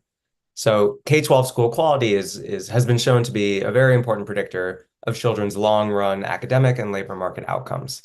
But at the same time, children and families are frequently moving across neighborhoods and also switching schools in search of a better education. So this project is really about the intersection between these two ideas. I'm going to be studying how the effects of school quality vary for families who are making different schooling and migration decisions. And in order to identify these effects, I'm going to be focusing on this unusual policy reform that was undertaken by the city of Houston in the late 1990s. Now, what the city did was they encouraged the construction of a lot of new single-family homes just in some of the city's downtown neighborhoods. In some other ongoing work, and I shared a little bit of this in my proposal, I showed that this reform actually led to changes in which types of households chose to live in which neighborhoods in Houston. So high-income families moved into the city's downtown neighborhoods. At the same time, the cost of living increased in downtown Houston, and so lower-income families moved out of the city's downtown. Now, at the same time, this reform affected where families are living, it also affected Houston's property tax base. And because the large majority of Houston public schools' school funding comes via property taxes, this also could have had effects on funding per pupil at schools throughout the city of Houston. So that's the focus of this project. I'm going to be using this reform to study how these shocks to downtown school characteristics affected families' school choice decisions and affected the subsequent outcomes of these school children. So first of all, the first part of this project is to just identify the effects of this housing reform on school characteristics downtown. And the characteristics of interest are school enrollments and demographics, but also on funding per pupil, given that this might have really affected the property tax base for the city. I'm then going to be comparing the long-run academic and labor market outcomes of affected Houston school children to students who were enrolled in other Texas school districts at the time, to study how these changes to school characteristics affected students' long-run outcomes. And the real difference of this project, just to emphasize relative to some of this previous work, is to really think about the effects of school qualities for different types of students, for students who were living in downtown Houston and remained there as the neighborhood was changing quite rapidly, for new students who moved into the downtown as the characteristics of the schools were changing, and then for students who left Houston's downtown as the school quality was changing. So I think this research can provide a couple of benefits policy-wise for the state of Texas. The first is just to simply provide more evidence on the economic and academic returns to school funding. In addition, though, it'll also help identify which children struggle academically or benefit academically as they're switching between schools. And so this can really help districts design programs to support students who are making these sorts of geographic and academic transitions. And then lastly, while this isn't, the central focus of the project, the reform that I'm studying here did affect Houston's property tax base. And because Houston and many other districts in Texas choose to fund schools via property taxes, I think that this also has implications both for education as well as housing policymakers in the state, just for thinking about the implications of funding public schools via local property taxes here, and especially during these sorts of periods when the property tax base can be changing really rapidly in potentially unpredictable ways. So I'm happy to answer any questions about the project. Thank you again for having me. Great, thank you for that overview. Are there any questions or comments from the board for the researcher?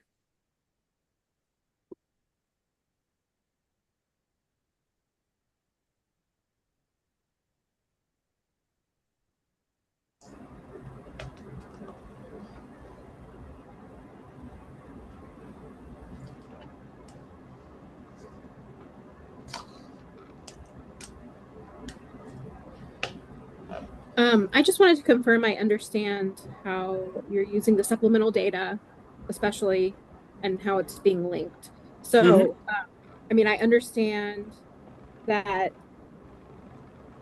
the assumption is being made because we're not using actual student address, but the student is living in the area of the school, and then these environmental aggregate data sets are being added or connected by what census tract the school is in. Is that correct? Yes. So basically the way I'm planning on doing this is by taking every census tract, whether or not it's the specific one where the school is located, but assigning census tracts to their nearest local public school, and just making the assumption that students who are attending that public school are likely living in one of these census tracts that's very nearby to that school. And so I'm going to be aggregating those characteristics for all of these different neighborhoods that we think is where it's likely that students are living, and kind of averaging that over all of those census tracts. Thanks. I appreciate that clarification. Yeah, thank you. Any other questions, comments from the board?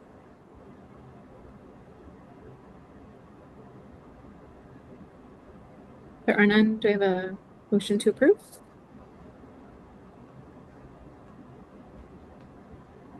This is Jackie. I motion to approve.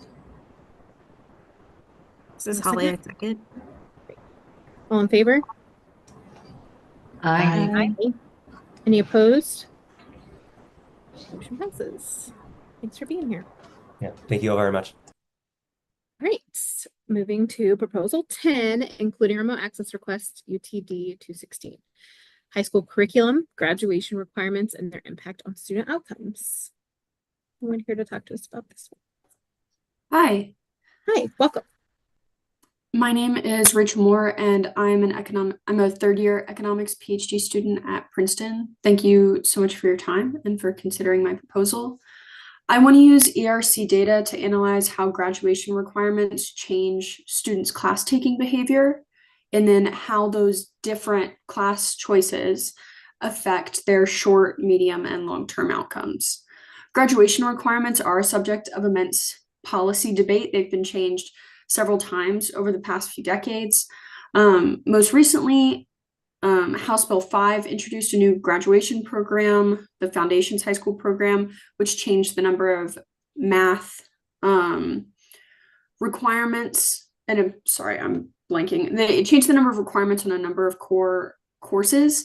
And it reduced the education core requirements and provided students with the opportunity to specialize through endorsements.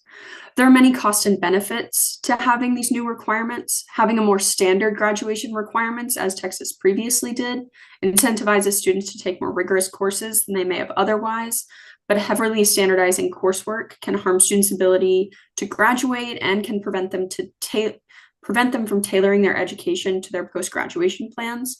For instance, requiring all students to take an additional lab science could preclude some students from taking an additional welding or other career-focused class. My project will look at how changes in the Texas graduation requirements affected what classes students were able to take, and how those changes affected students' long-run education outcomes, such as college attendance, attainment, or STEM focus, and long-run workforce outcomes, such as wages. These questions are important for Texas from both a policy and practice perspective. From a policy perspective, curriculum is constantly evolving, just like the economy that we're trying to prepare students for. As different fields become more important for the economy, it's important to understand how classes serve our students with different outcome goals. Understanding the trade-off between stricter requirements and greater choice and how that affects students' long-term outcomes will equip Texas policymakers to make informed choices on high school curriculum requirements. Beyond the large-scale policy decisions, this project can practically support educators. Counselors have a huge role in students' course selection, and by giving them information on how classes impact students' long-term outcomes, this project will equip counselors to advise students and help students select coursework that serves their long-term goals, whether that be college or some kind of non-college career. Lastly, this project will provide a more accurate picture of the academic profile of students graduating from Texas high schools. This is useful both for educational administrators who want to understand the students and how they're being prepared for the workforce. And second, it's useful to Texas policymakers to understand the diverse set of skills that students have when they're entering either the workforce or post-secondary education. I'd be happy to answer any questions you have about the project. Thank you. Great, thanks. Any questions or comments from the board for the researcher?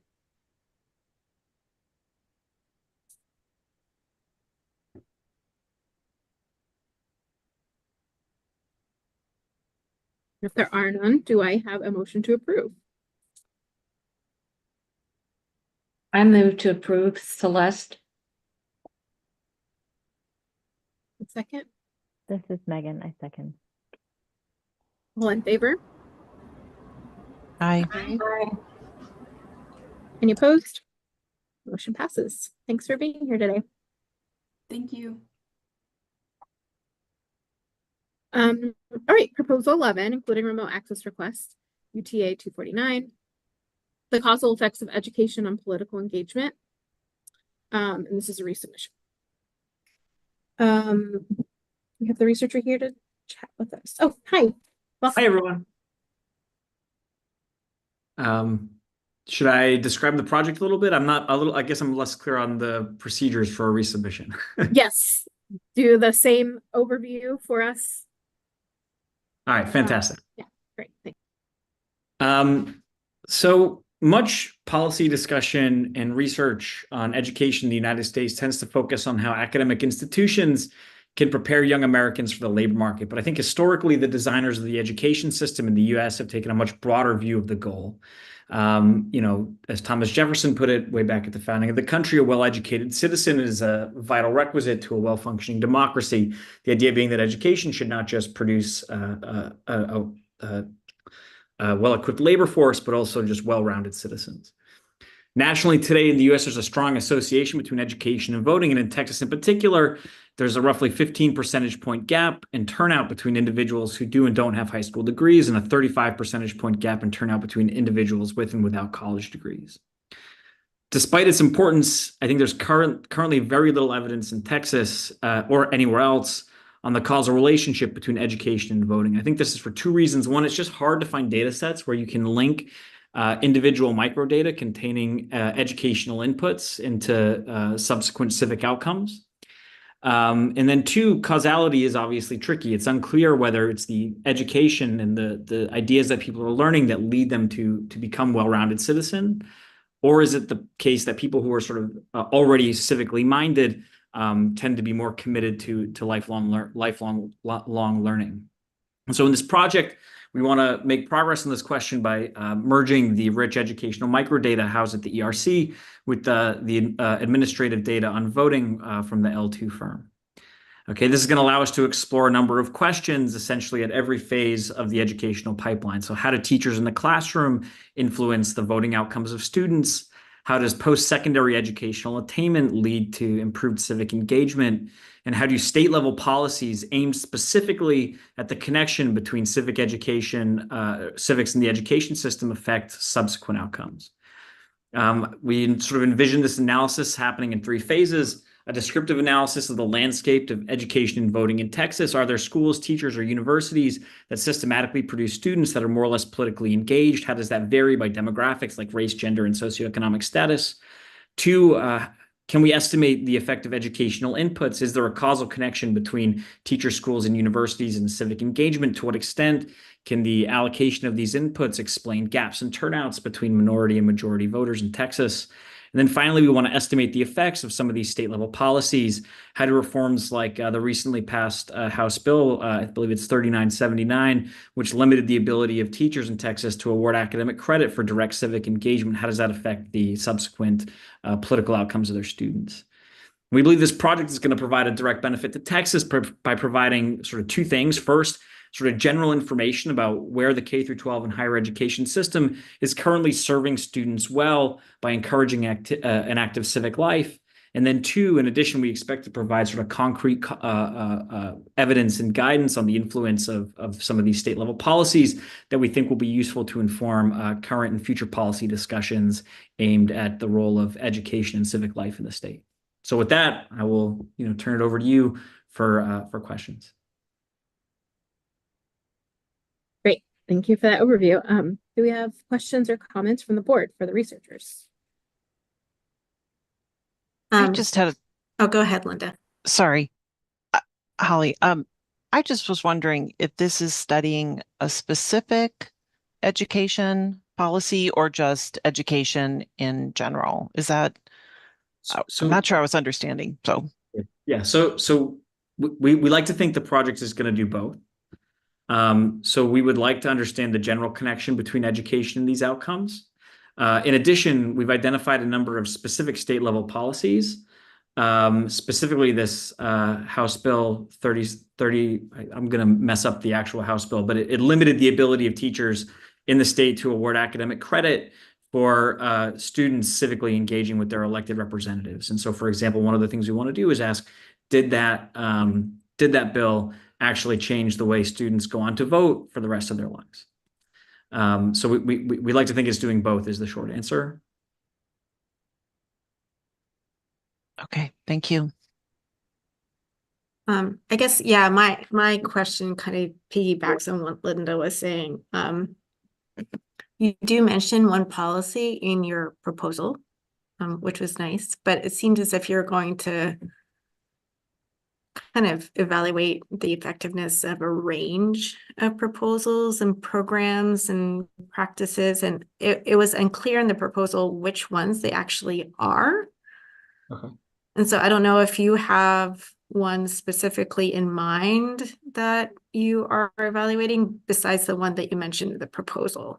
Yeah, in terms of like state level policies, I think the House Bill 3979 is the one that we have spent the most time investigating and looking at. I think when we talk about the range of educational inputs, what we really have in mind are, so in terms of like specific policies and proposals, like that is the most concrete one that we're planning to study. The other places we plan to explore are a little more general in the sense that, we want to ask questions like, does it appear like there are certain universities, certain schools, certain teachers that are systematically able to move the dial on their student civic engagement? Can we try to identify like what are the characteristics of those educational institutions that are helping to move the dial? And so that's where we are intentionally being a little more general, because the research question is more about the general connection between these educational inputs and subsequent engagement as opposed to like the specific policies. So again, this goes to the earlier question. We like to think of this proposal as both studying the range of educational inputs in general, but also honing in on this specific state level policy as well.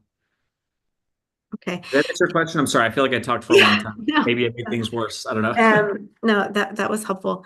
And I'm just wondering, in your first question, I think one of the outcomes was you wrote ability to vote. Sorry, Was that a mistake, or like, how are you going to measure that? let me see. I just want to make sure. Yeah, I think you should read that as you read as the likelihood of voting. Yeah. The likelihood of voting. Yeah. I don't think we'll have any way to measure people's access to, polling, you know what I mean? So I don't, I think the meaning was intended to be Probability they of voting. subsequently go out and vote. Okay. Thank you for that clarification.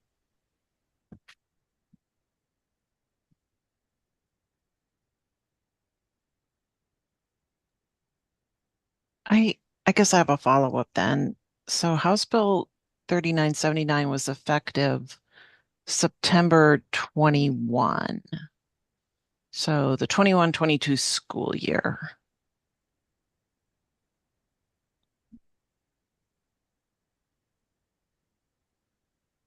Do you have data that's measuring that policy? And why do you need decades of data before that policy is in effect?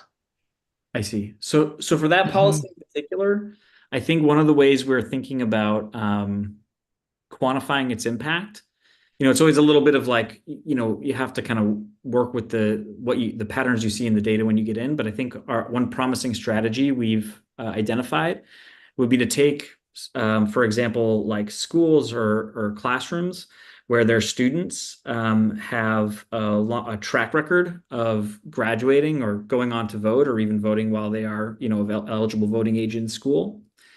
And ask in thinking about that source of variation as predicting where the bite of this policy might have the most impact. So in other words, we can use the voting data to build information from prior to the policy going into effect that'll help us predict where it is most where it might have a large impact.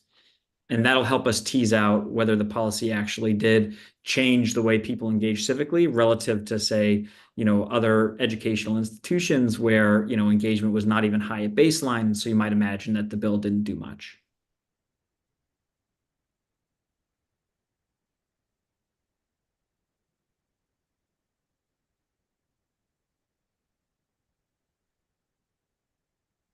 Yeah, thank you for those clarifications. I think I'm having similar questions as some of the other board members, and I appreciate like the extra effort you put in and explaining the need for like the voting data and removing the more sensitive pieces of that.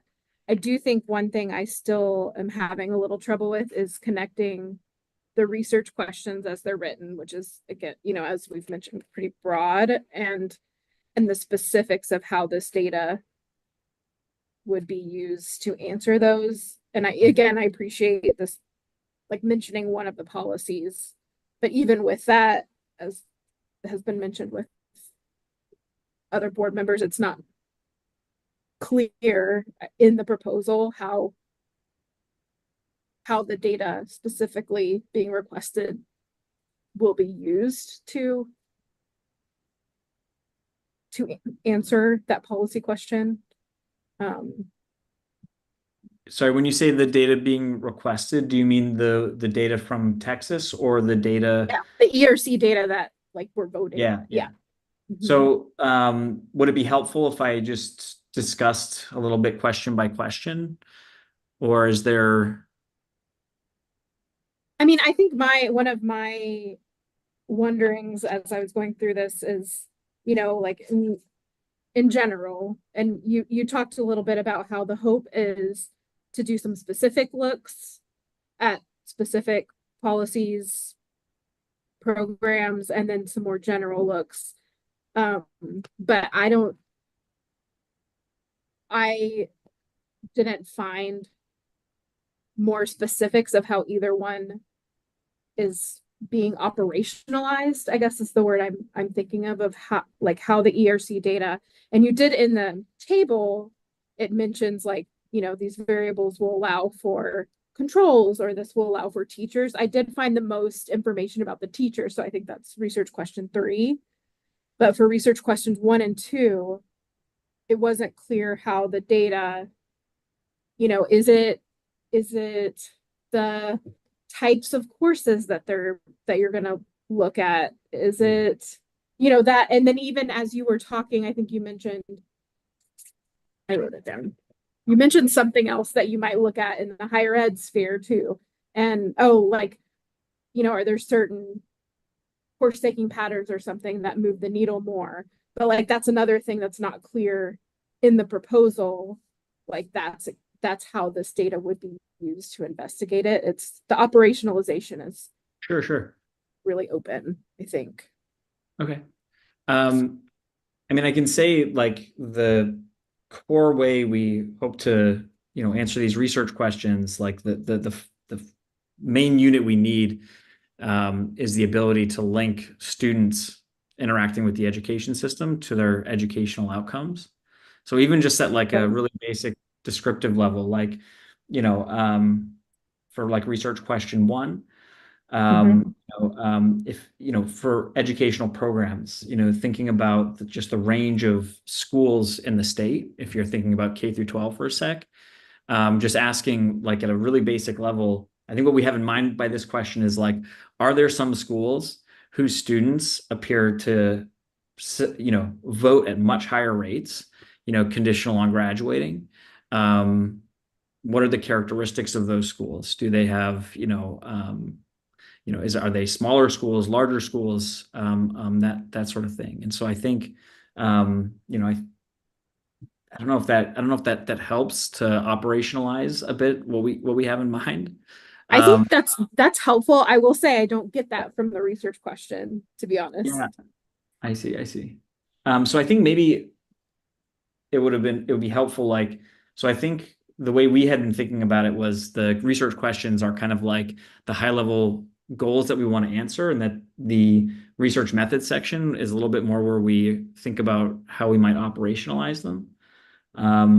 So like, for example, like and maybe the issue is we just need a tighter link between the way we propose to operationalize them here and the specific research questions. And that is certainly something that, it's, I think, very straightforward. Yeah, because I would say even in the research, like the most clear operationalization, again, is about teachers and classrooms. And then there's a little mention of the House bill, but not necessarily the specifics of how that would even be looked at, kind of like what was asked before about that. So, an operationalization, I'm thinking, again, because we're the stewards of this data, why do you need the data? Why this specific data to look at it? And if it's just, I want to know every way they connect with the education system and see what comes out, that's not quite targeted enough to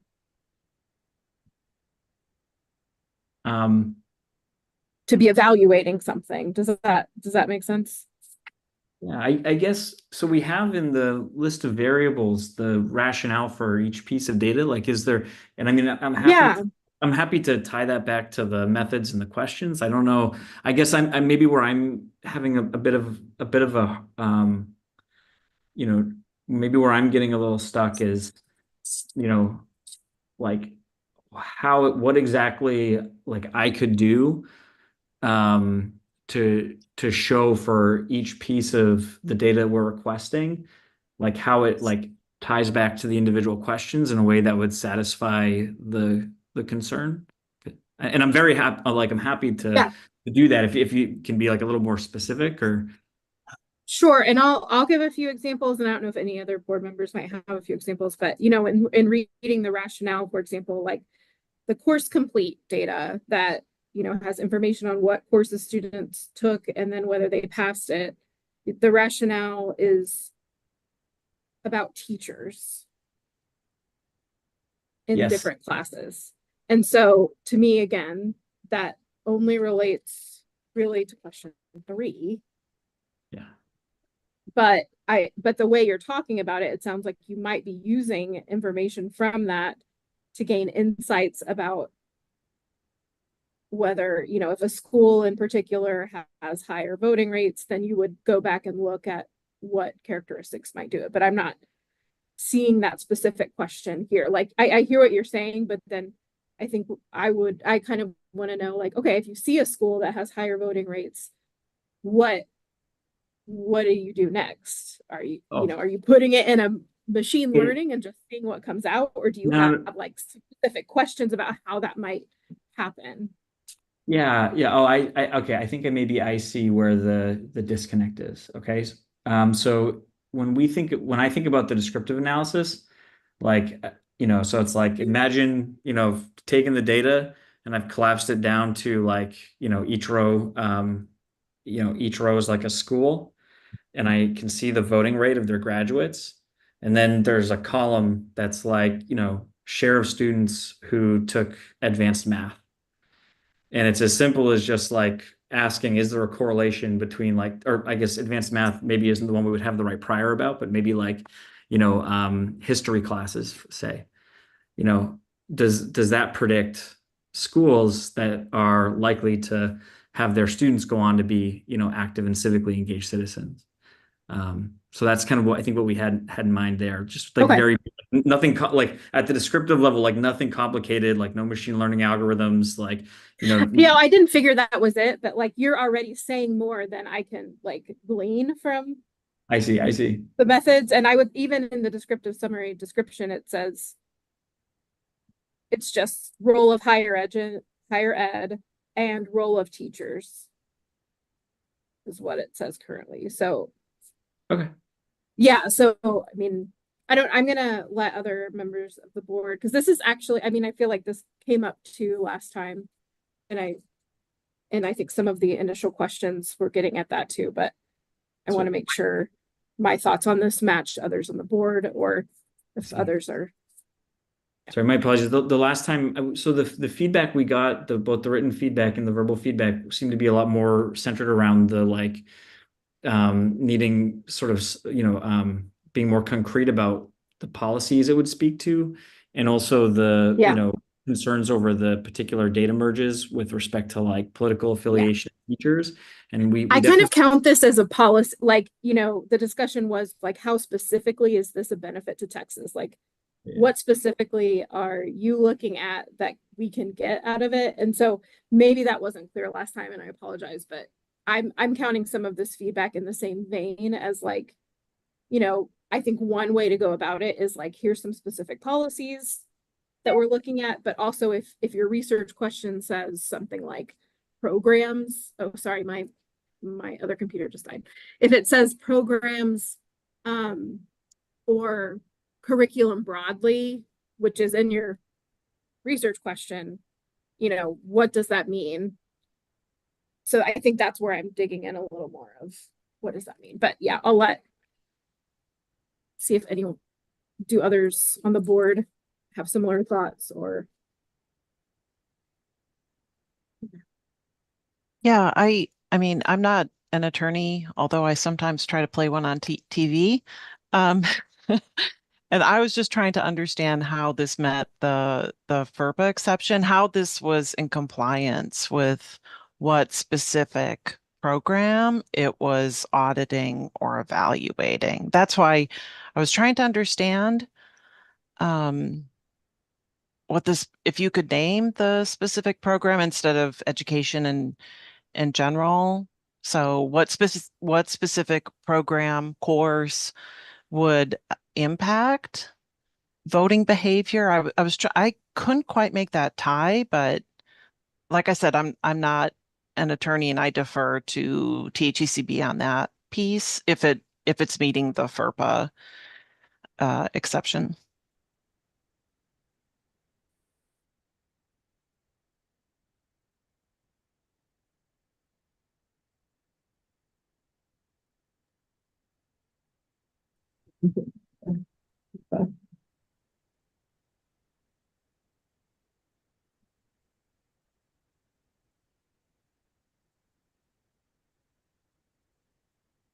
Either Questions or comments from the board? I'll just say, I think this is a really important topic. You know, education is not all about math or science or reading. And I think I would be eager to see another draft of the proposal that makes that explicit connection. Because I don't know, Linda, you know more than I do, but don't schools teach civics in high school? Could this information be used to change curriculum? Or I don't know. I'm just wondering, is there a way that this proposal could be written to meet the FERPA concerns that you've just raised? Right, exactly. And I'm thinking that the researchers always bring more expertise in their topic areas than I certainly have. And so I kind of rely on the proposal to show me that expertise so that so that's what I was thinking.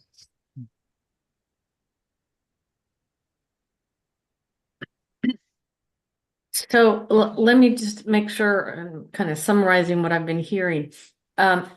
When we were given the letter the last time saying it was declined, one of the biggest issues was that L2 data. And I know that that's figured out because they recognize that.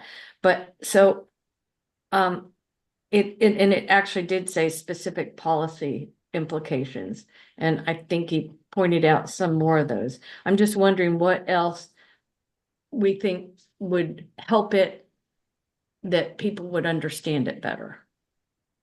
Yeah, and let me talk about that specific policy, because so there was one policy mentioned, which is great, but that wasn't really explained how exactly that was being examined.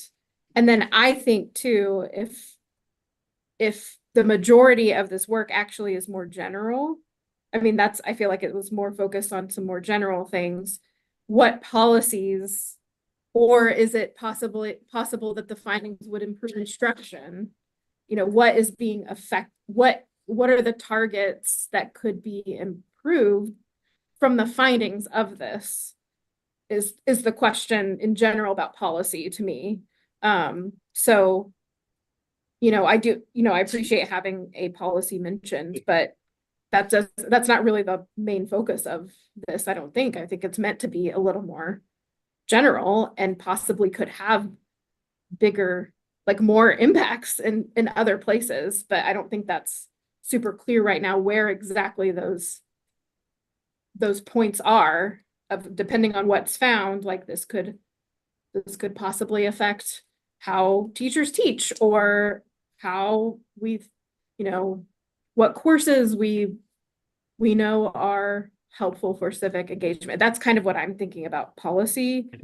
And maybe that's more of an improved instruction if that's the direction it's going in. It's not really an SB or an HB, something that's being targeted.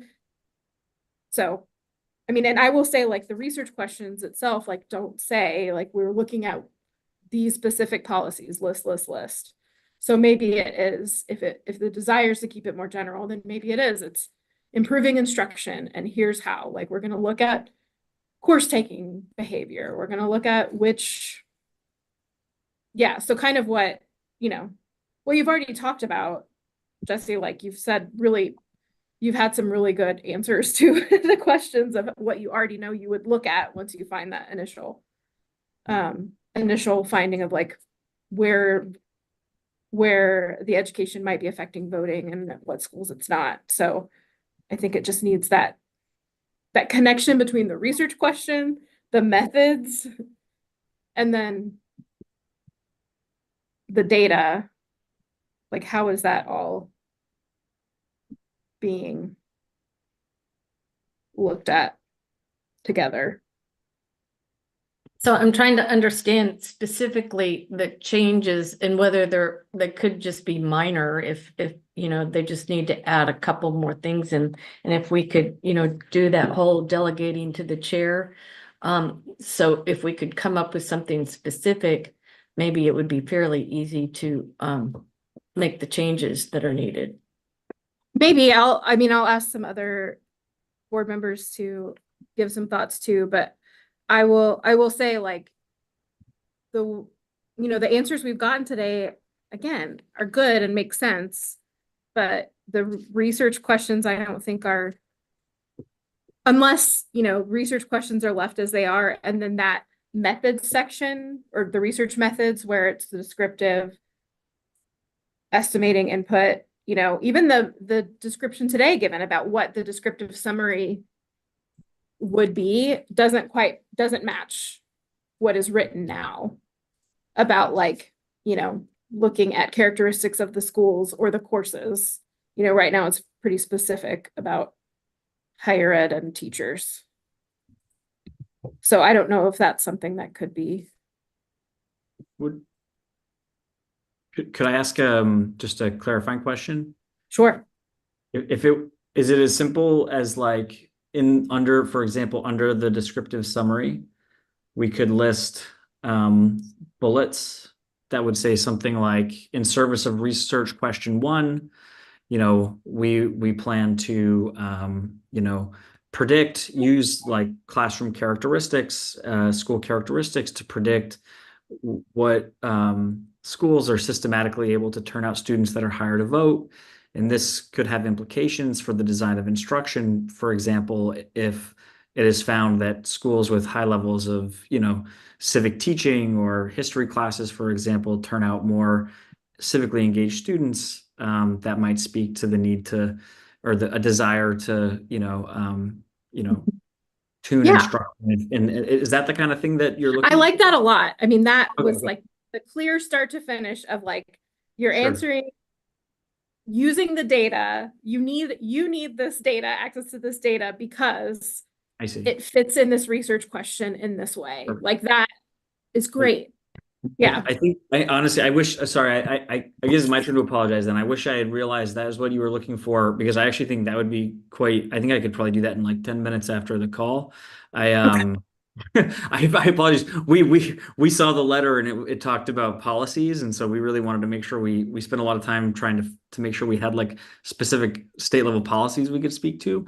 But the kind of, like, as this conversation kicked off, it was sort of like, are you looking at policies? Are you looking at general? And I think, in the best version of this, we're trying to do both. And I do think both are valuable for the design of education in Texas and elsewhere.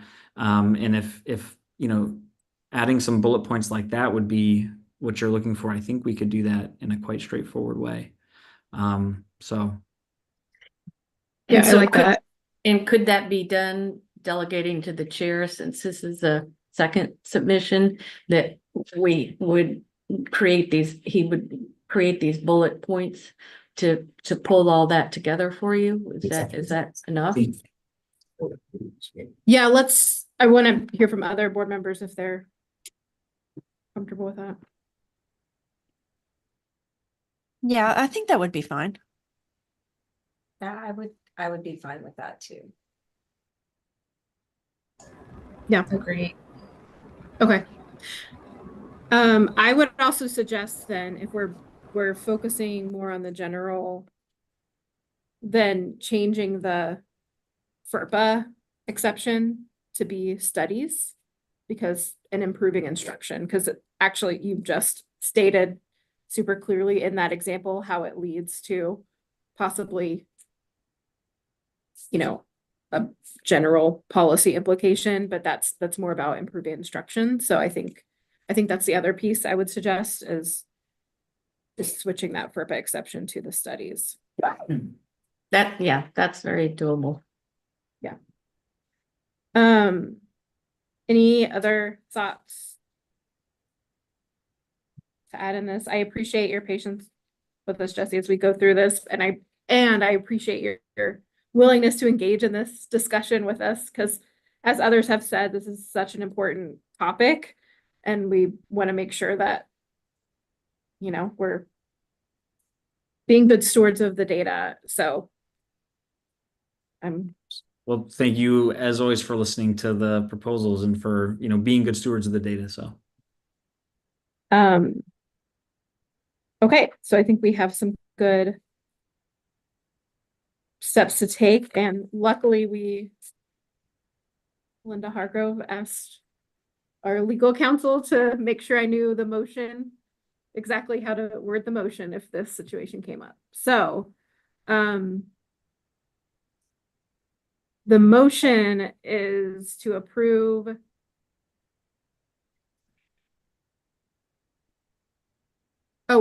subject, sorry, I had to say this sentence in my head first. Approve subject to research resubmitting to the chair the proposal with the following changes, which will be, we've talked about our being more specific about the general educational characteristics that you're looking at that could lead to specific outcomes. Also updating the FERPA statement. And the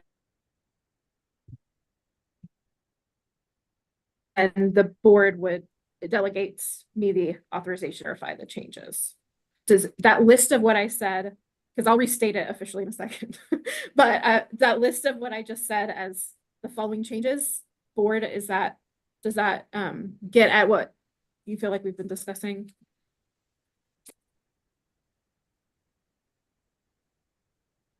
Is there anything we're missing? And I'm sorry, my other computer died, so I can't see anyone's face. So I don't know if you're nodding or. Okay, I'm hearing nothing. Yeah, okay. So I'll move forward and see if we can do the motions officially now. All right. So do I have a motion to approve the proposal subject to the researcher resubmitting to the chair the proposal with the following changes? These include more specification of how educational characteristics may affect civic outcomes, and an update to the FERPA statement. And the board delegates to the chair authorization to verify these changes. Do I have a motion for that?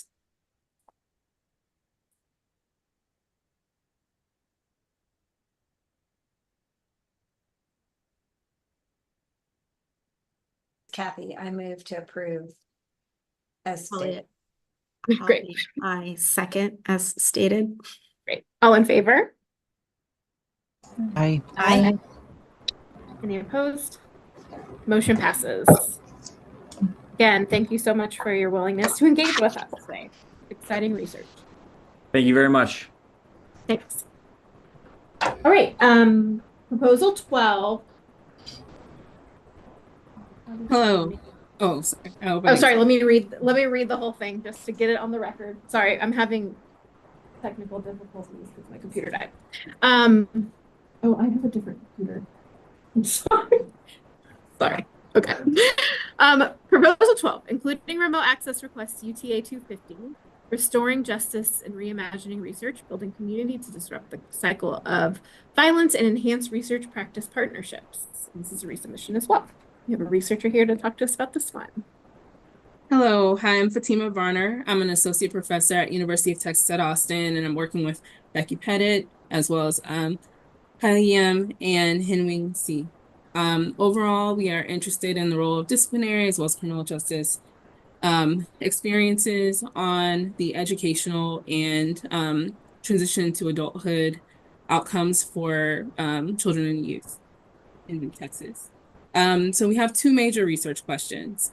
The first question is, how do earlier educational and disciplinary experiences of children and youth relate to their high school attendance, disciplinary actions in high school, their educational performance, educational attainment, and then school to workforce transition, specifically looking at whether they go on to higher education as well as jobs, so looking at like the wage data. In particular, we would focus on attendance, previous achievement, And then those roles of disciplinary experiences such as in-school suspension, out-of-school suspension, expulsion, and placement in disciplinary alternative education programs on these later outcomes. We hypothesize that more exclusionary disciplinary actions would be related to more negative effects on later educational and transition to adulthood outcomes. And we also want to explore whether the reasons for disciplinary actions are associated with differences in these outcomes. And that research question would not rely on linking any data. We can use just the ERC data for that. And then, but we do hope that that would be a baseline for research question 2. This research team is also doing an evaluation of the Travis County Transformation Project, which is a youth diversion program that focuses on adolescents ages 15 and 16 who have experienced or who have interacted with police or family violence related experiences, who are diverted and don't go to the juvenile justice system, but are diverted through a community-based program involving several community partners, including LifeWorks and the Excellence Project.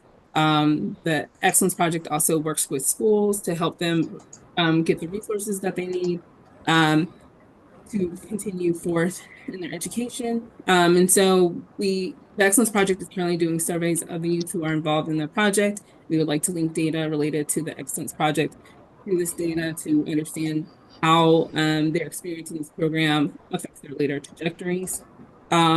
We also are working with the DA's office to see whether we can also get information from probation about similar youth who have actually gone into the juvenile justice system to compare these trajectories. So in terms of the data, we already have been working with Excellence Project on the data sharing agreement and have survey data collected.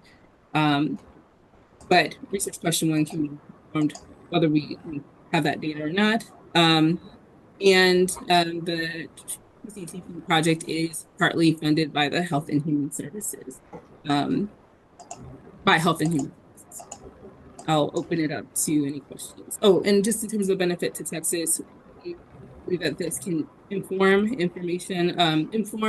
about policies in Texas related to discipline, and possibly address some educational disparities as more Hispanic and Black youth are involved with that school to prison pipeline. Okay, and now I'll open it to any questions for you. Great, thank you. Do we have any questions or comments from the board for the researcher?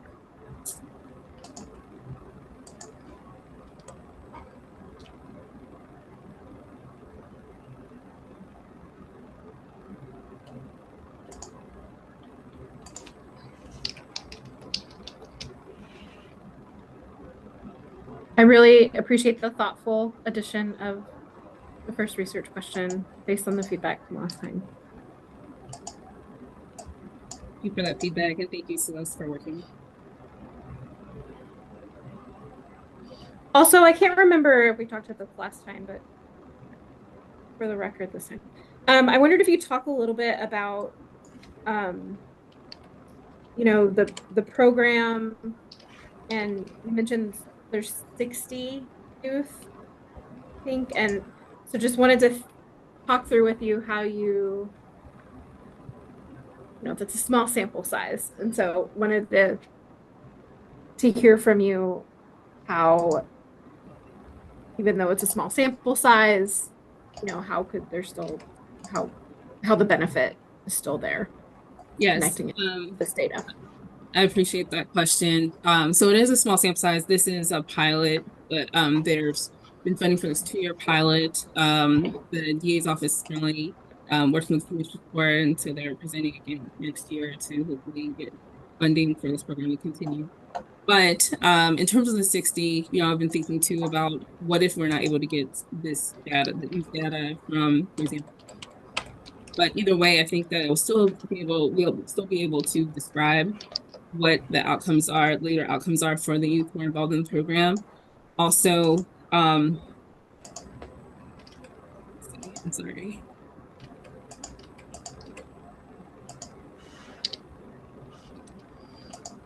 Sorry, I feel like I lost my train of thought. So, oh, that's okay.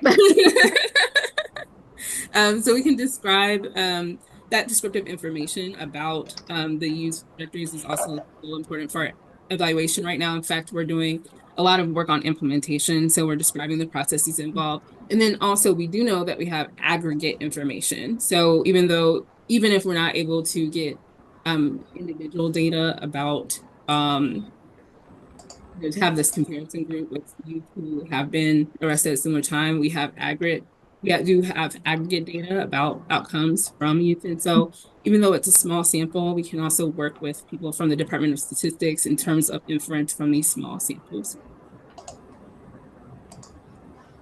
Great, thank you. Any other questions or comments for the researcher?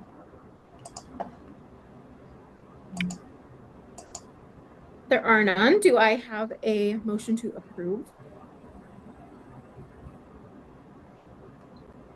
This is Jackie. I motion to approve. Have a second? This is Angie. I'll second. Great. All in favor? Aye. Aye. Any opposed? Motion passes. Thanks so much for being here. Thank you very much. All right, proposal 13, including remote access requests, UTA 251, nudging toward excellence, quantifying the achievement impacts of automatic enrollment in middle school advanced math. Anyone here to talk to us about this project? Hi, my name's Cameron Conrad. I'm here to discuss the proposal. So Great, welcome. I'm an economics PhD candidate at University of Maryland. Excited to talk to you about our proposal today. Before I dive into the details, I do want to mention that our proposal is similar to another proposal that was discussed earlier in this meeting. We've already reached out to those researchers and agreed we're planning to pursue separate ERC approvals, but we are working on scheduling a meeting with those researchers to assess potential plans for collaborating on the project. So first, I want to talk about our research question. Second, some broad policy implications, and then third, talk about how we build on some prior research and methods. So our research question explores the impact of automatic enrollment in advanced math courses in middle school in Dallas Independent School District, and we want to look at impacts on test scores, future course taking, and course performance. We're also eventually interested in looking at impacts on college enrollment, college course taking, and major choice when those outcomes can be observed. So this research contributes to a broad national conversation about tracking into courses. This has become a pretty hot topic in the media and more broadly. So some districts have even eliminated tracking into courses, getting rid of advanced courses, whereas this policy is an automatic enrollment policy that strikes the balance between maintaining courses that have academic rigor, but seeking to broad access to those rigorous courses. And this project has statewide and national policy implications. So the state of Texas as a whole has now adopted automatic math enrollment policies in middle school, and several other states have adopted these policies in recent years. And this research will be some of the first to explore the impacts of these automatic enrollment policies. Finally, I think this project represents a unique opportunity to expand on prior research with the methods and empirical analysis. So in some states, it is set up where if you score above some threshold on a prior year test score, you have the option to enroll in an advanced course. So prior research has used a regression discontinuity design comparing barely eligible students to barely ineligible students to look at effects on their outcomes.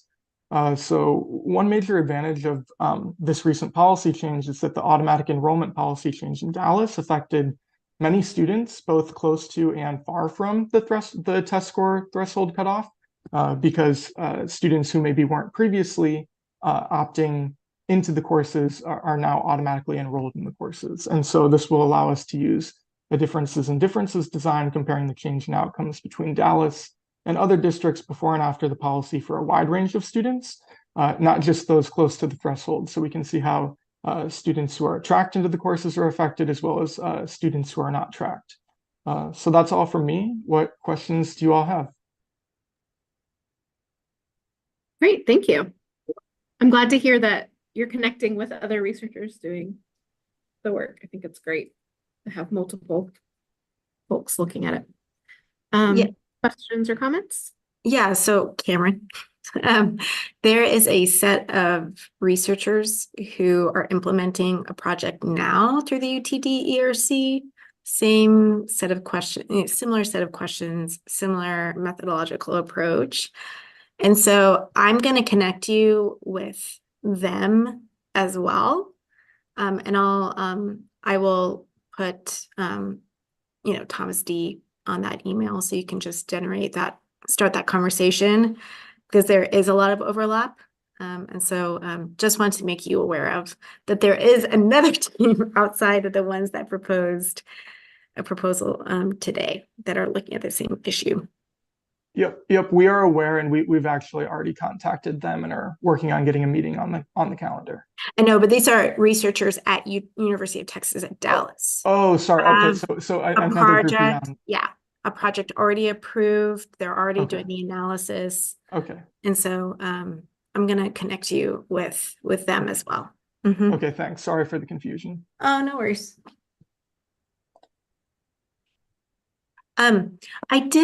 Sorry, and one more thing. I was looking at the data table, and it seems like you were requesting data from TA around participation in the National School Lunch Program. Is that correct?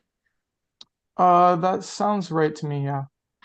So my understanding is that those data are not available through the ERC data holdings. Linda, is that correct? No, these are these are available. It's a campus level. Oh, it is a campus level. Okay. Yeah. This is Sorry. okay. Yeah, this is good. Oh, perfect. Sorry, my mistake. Thanks for checking. Thank you. Okay.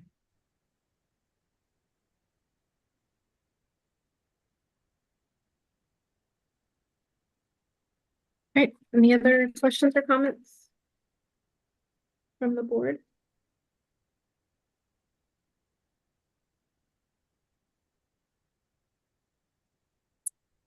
If not, do I have a motion to approve?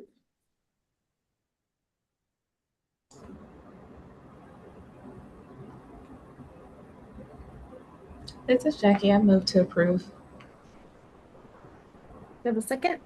This is Megan. I'll second. Right, all in favor? Aye. Aye. Hi. Any opposed? Motion passes. Thanks for being here. Right, proposal 14, including remote access requests, UTA 252, duly enrolled students engagement with student support services, examining variation in access and success. We have a researcher here. Yes. Hi, I'm Lauren. Hi. Nice to see you all, and glad to see you're all still kicking now that you only have 2 of us left. So congratulations for making it through. And Wan Sun Ru is also here with me as well. Hi. Great. Yeah. So I'll just give you an overview. So in this project, we actually already have a license where we're looking at dual enrollment, and that was really statewide. Our focus within this project is that we will be partnering with 6 community colleges in the state, where half of the project will be using the ERC data to really help them understand the outcomes, both access and outcomes of their dual enrollment population, because a lot of them, they have information on what is happening at the college. They don't really know what happened before the students got to the college, and they certainly don't know what happens afterward, including how those credits actually, allow them to move forward. And so we'll be able to use some of the demographic information, their STAR test scores, things like that, to kind of help them get a sense of what their students tend to look like, what their prior preparation is, and then variation in their performance across some of the structures of dual enrollment. So that's like instructional modality, location, type of instructor. These are things they're really interested in, but they don't really have the capacity to do that work on their own. Then the other part of the project is that these are all pilot participants from the dual enrollment survey of student engagement, which is run by SESI, the Community College Survey for Student Engagement. And so each of the colleges has their surveys of dual enrollment students, where they ask them about the types of activities and services they're using on that college campus as dual enrollment students, things that we can't gain access to from administrative data. So that's whether they're going to advising, are they using career services, are they going to tutoring? So something we found in our other research is, wow, it would be really helpful if we had those sort of insights to understand how they're participating within campus and how well those interventions are working for the students that are doing so.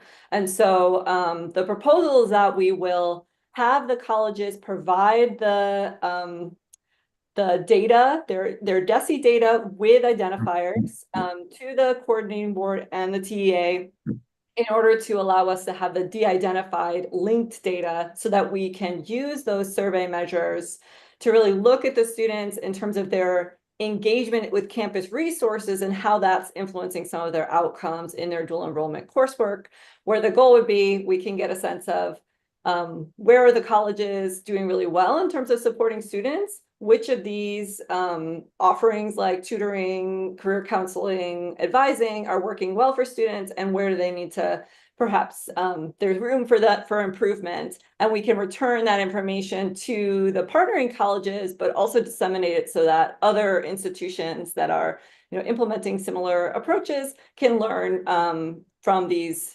pilot colleges. Great. Thanks for the overview. Are there any questions or comments from the board for the researchers?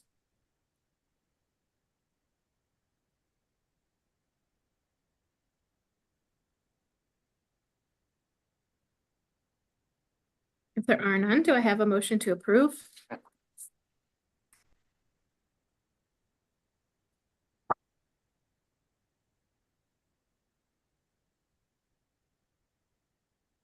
I move to approve. Celeste. You have a second? This is Holly, I second. Okay. All in favor? Aye. Any opposed? Motion passes. Thanks for being here today. All right, thanks everyone. Have a good rest of your afternoon. You too. All right. Proposal 15, including remote access request UTA 253, evaluation of the impacts of FFA membership on participating students' post-secondary education and workforce outcomes. We have a researcher here to talk to us about this one.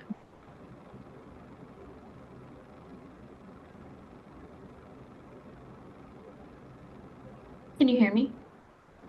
Okay. Oh, no, sorry. Yes. I've been having technical difficulties. Yes, hello. My name is Dana Schott. I'm an economist at the American Institutes for Research. And the goal of our project is to provide some empirical evidence on the effects of student participation in the National FFA or Texas FFA organization, which is FFA stands for Future Farmers of America. However, they don't go by that anymore. They just go by FFA. And to look at the impact of participating in FFA on student outcomes, both short and long-term outcomes. And so for those who aren't familiar, I know I wasn't prior to working on this project. FFA is a career and technical student organization. And the goal of FFA is to enhance student learning through instruction, leadership and personal development, applied learning, and real world applications. They focus on career skills and they prepare students for career paths in the fields of agriculture, agriculture, food, and natural resources. So the goal of this project is to understand and to provide some of the first empirical evidence of the effect of participation on student graduation from high school, post-secondary enrollment, understanding also the patterns in post-secondary enrollment. So what types of institutions do they go to, and do they stay in the field of agriculture, or do they just take the leadership skills and apply them elsewhere?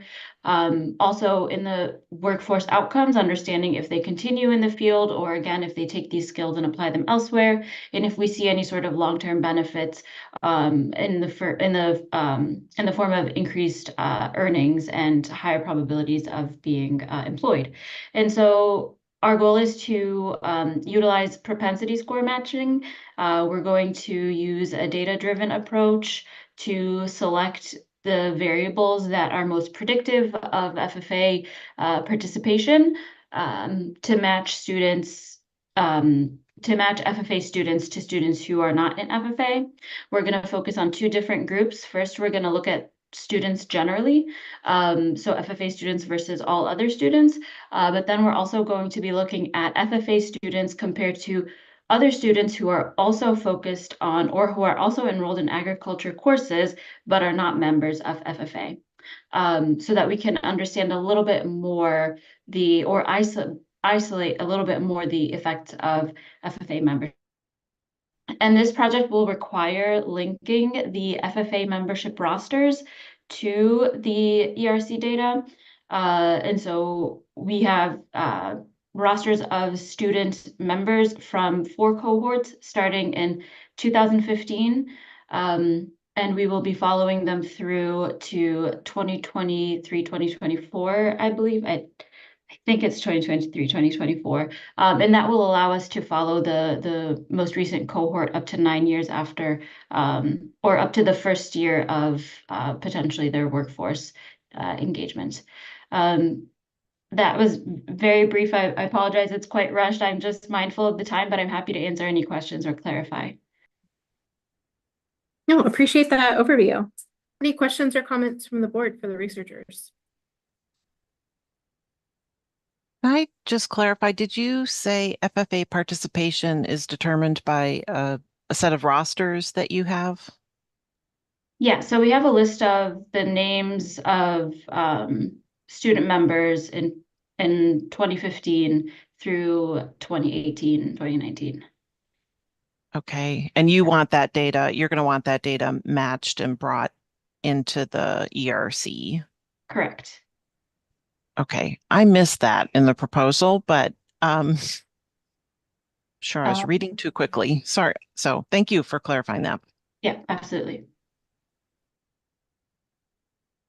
I also missed that, Linda, too. So I think it will be, because I didn't, at one point I thought you were mentioning about the supplemental data, and then at one point I think I missed it. So, and then I think I didn't see the description of the data file that you're bringing in. I might have missed it. I mean, other board members, you can correct me if I'm wrong. Sure. So I mentioned it the first instance I can find it, or I see it in the proposal is under data sources. It's in the sentence above table 1. I don't think we describe it in great detail, but I'm happy to describe it now if you'd like. Would you Yeah, like does it include more than just the student is an FFA? Yes, so it will include the student names and their school in which the chapter is located. So FFA has chapters, and so the school in which the chapter is located, the chapter name, and then students can participate in a variety of competitions. They can hold leadership positions, and so we're going to have sort of variables indicating, was the student an officer? Did they win a competition at the school level? Did they win a competition at the state level? Did they participate in the agri-science fair? And these are all variables that we're going to use to construct a measure of treatment. So understanding the difference between a student who's just on the roster versus a student who's actually active in FFA. And so that will also allow us to attempt to disentangle the effects of being engaged in FFA.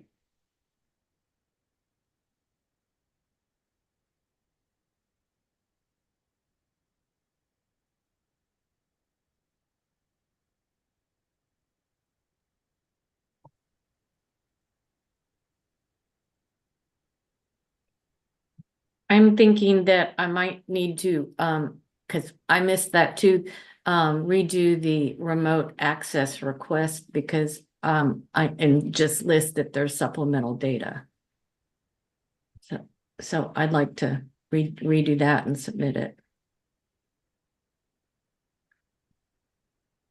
Yeah, and I also might suggest see what other board members think about on amendment, adding, if the researcher could add the table of of the variables just listed.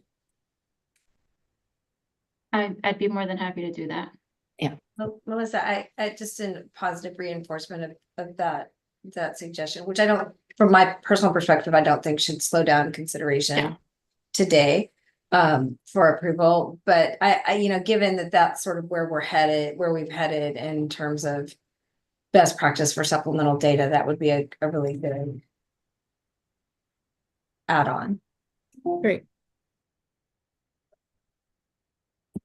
And basically what we're calling it is the data dictionary. Yeah. Information.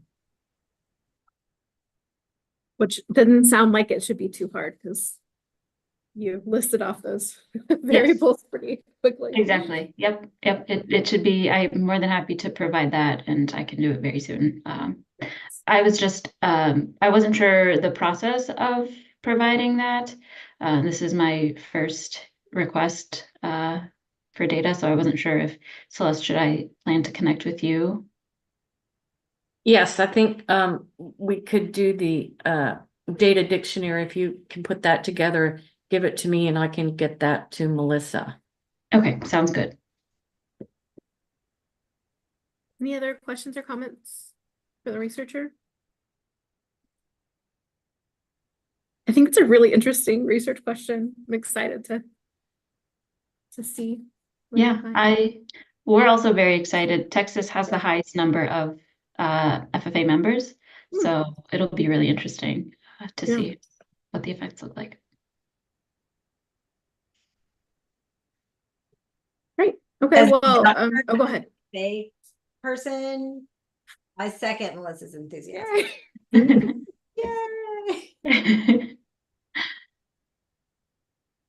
All right, do I have a motion to approve with the amendment of the addition of supplemental data table, a data dictionary? Kathy, I move as stated. Have a second? A second, Holly. Great, all in favor? Aye. Any opposed? Motion passes. Thanks so much for being here today. Thank you so much for your time. All right. We have a motion to adjourn. First, thank you everyone for being here and being such good active participants. But yeah, anyone want a motion to adjourn? I motion to adjourn. Holly and I'll second Celeste. Celeste. All in favor? Aye. We're glad you're back, Melissa. Yeah. Yes, agreed. Okay, talk to y'all soon. All right, bye. Thank you. Bye.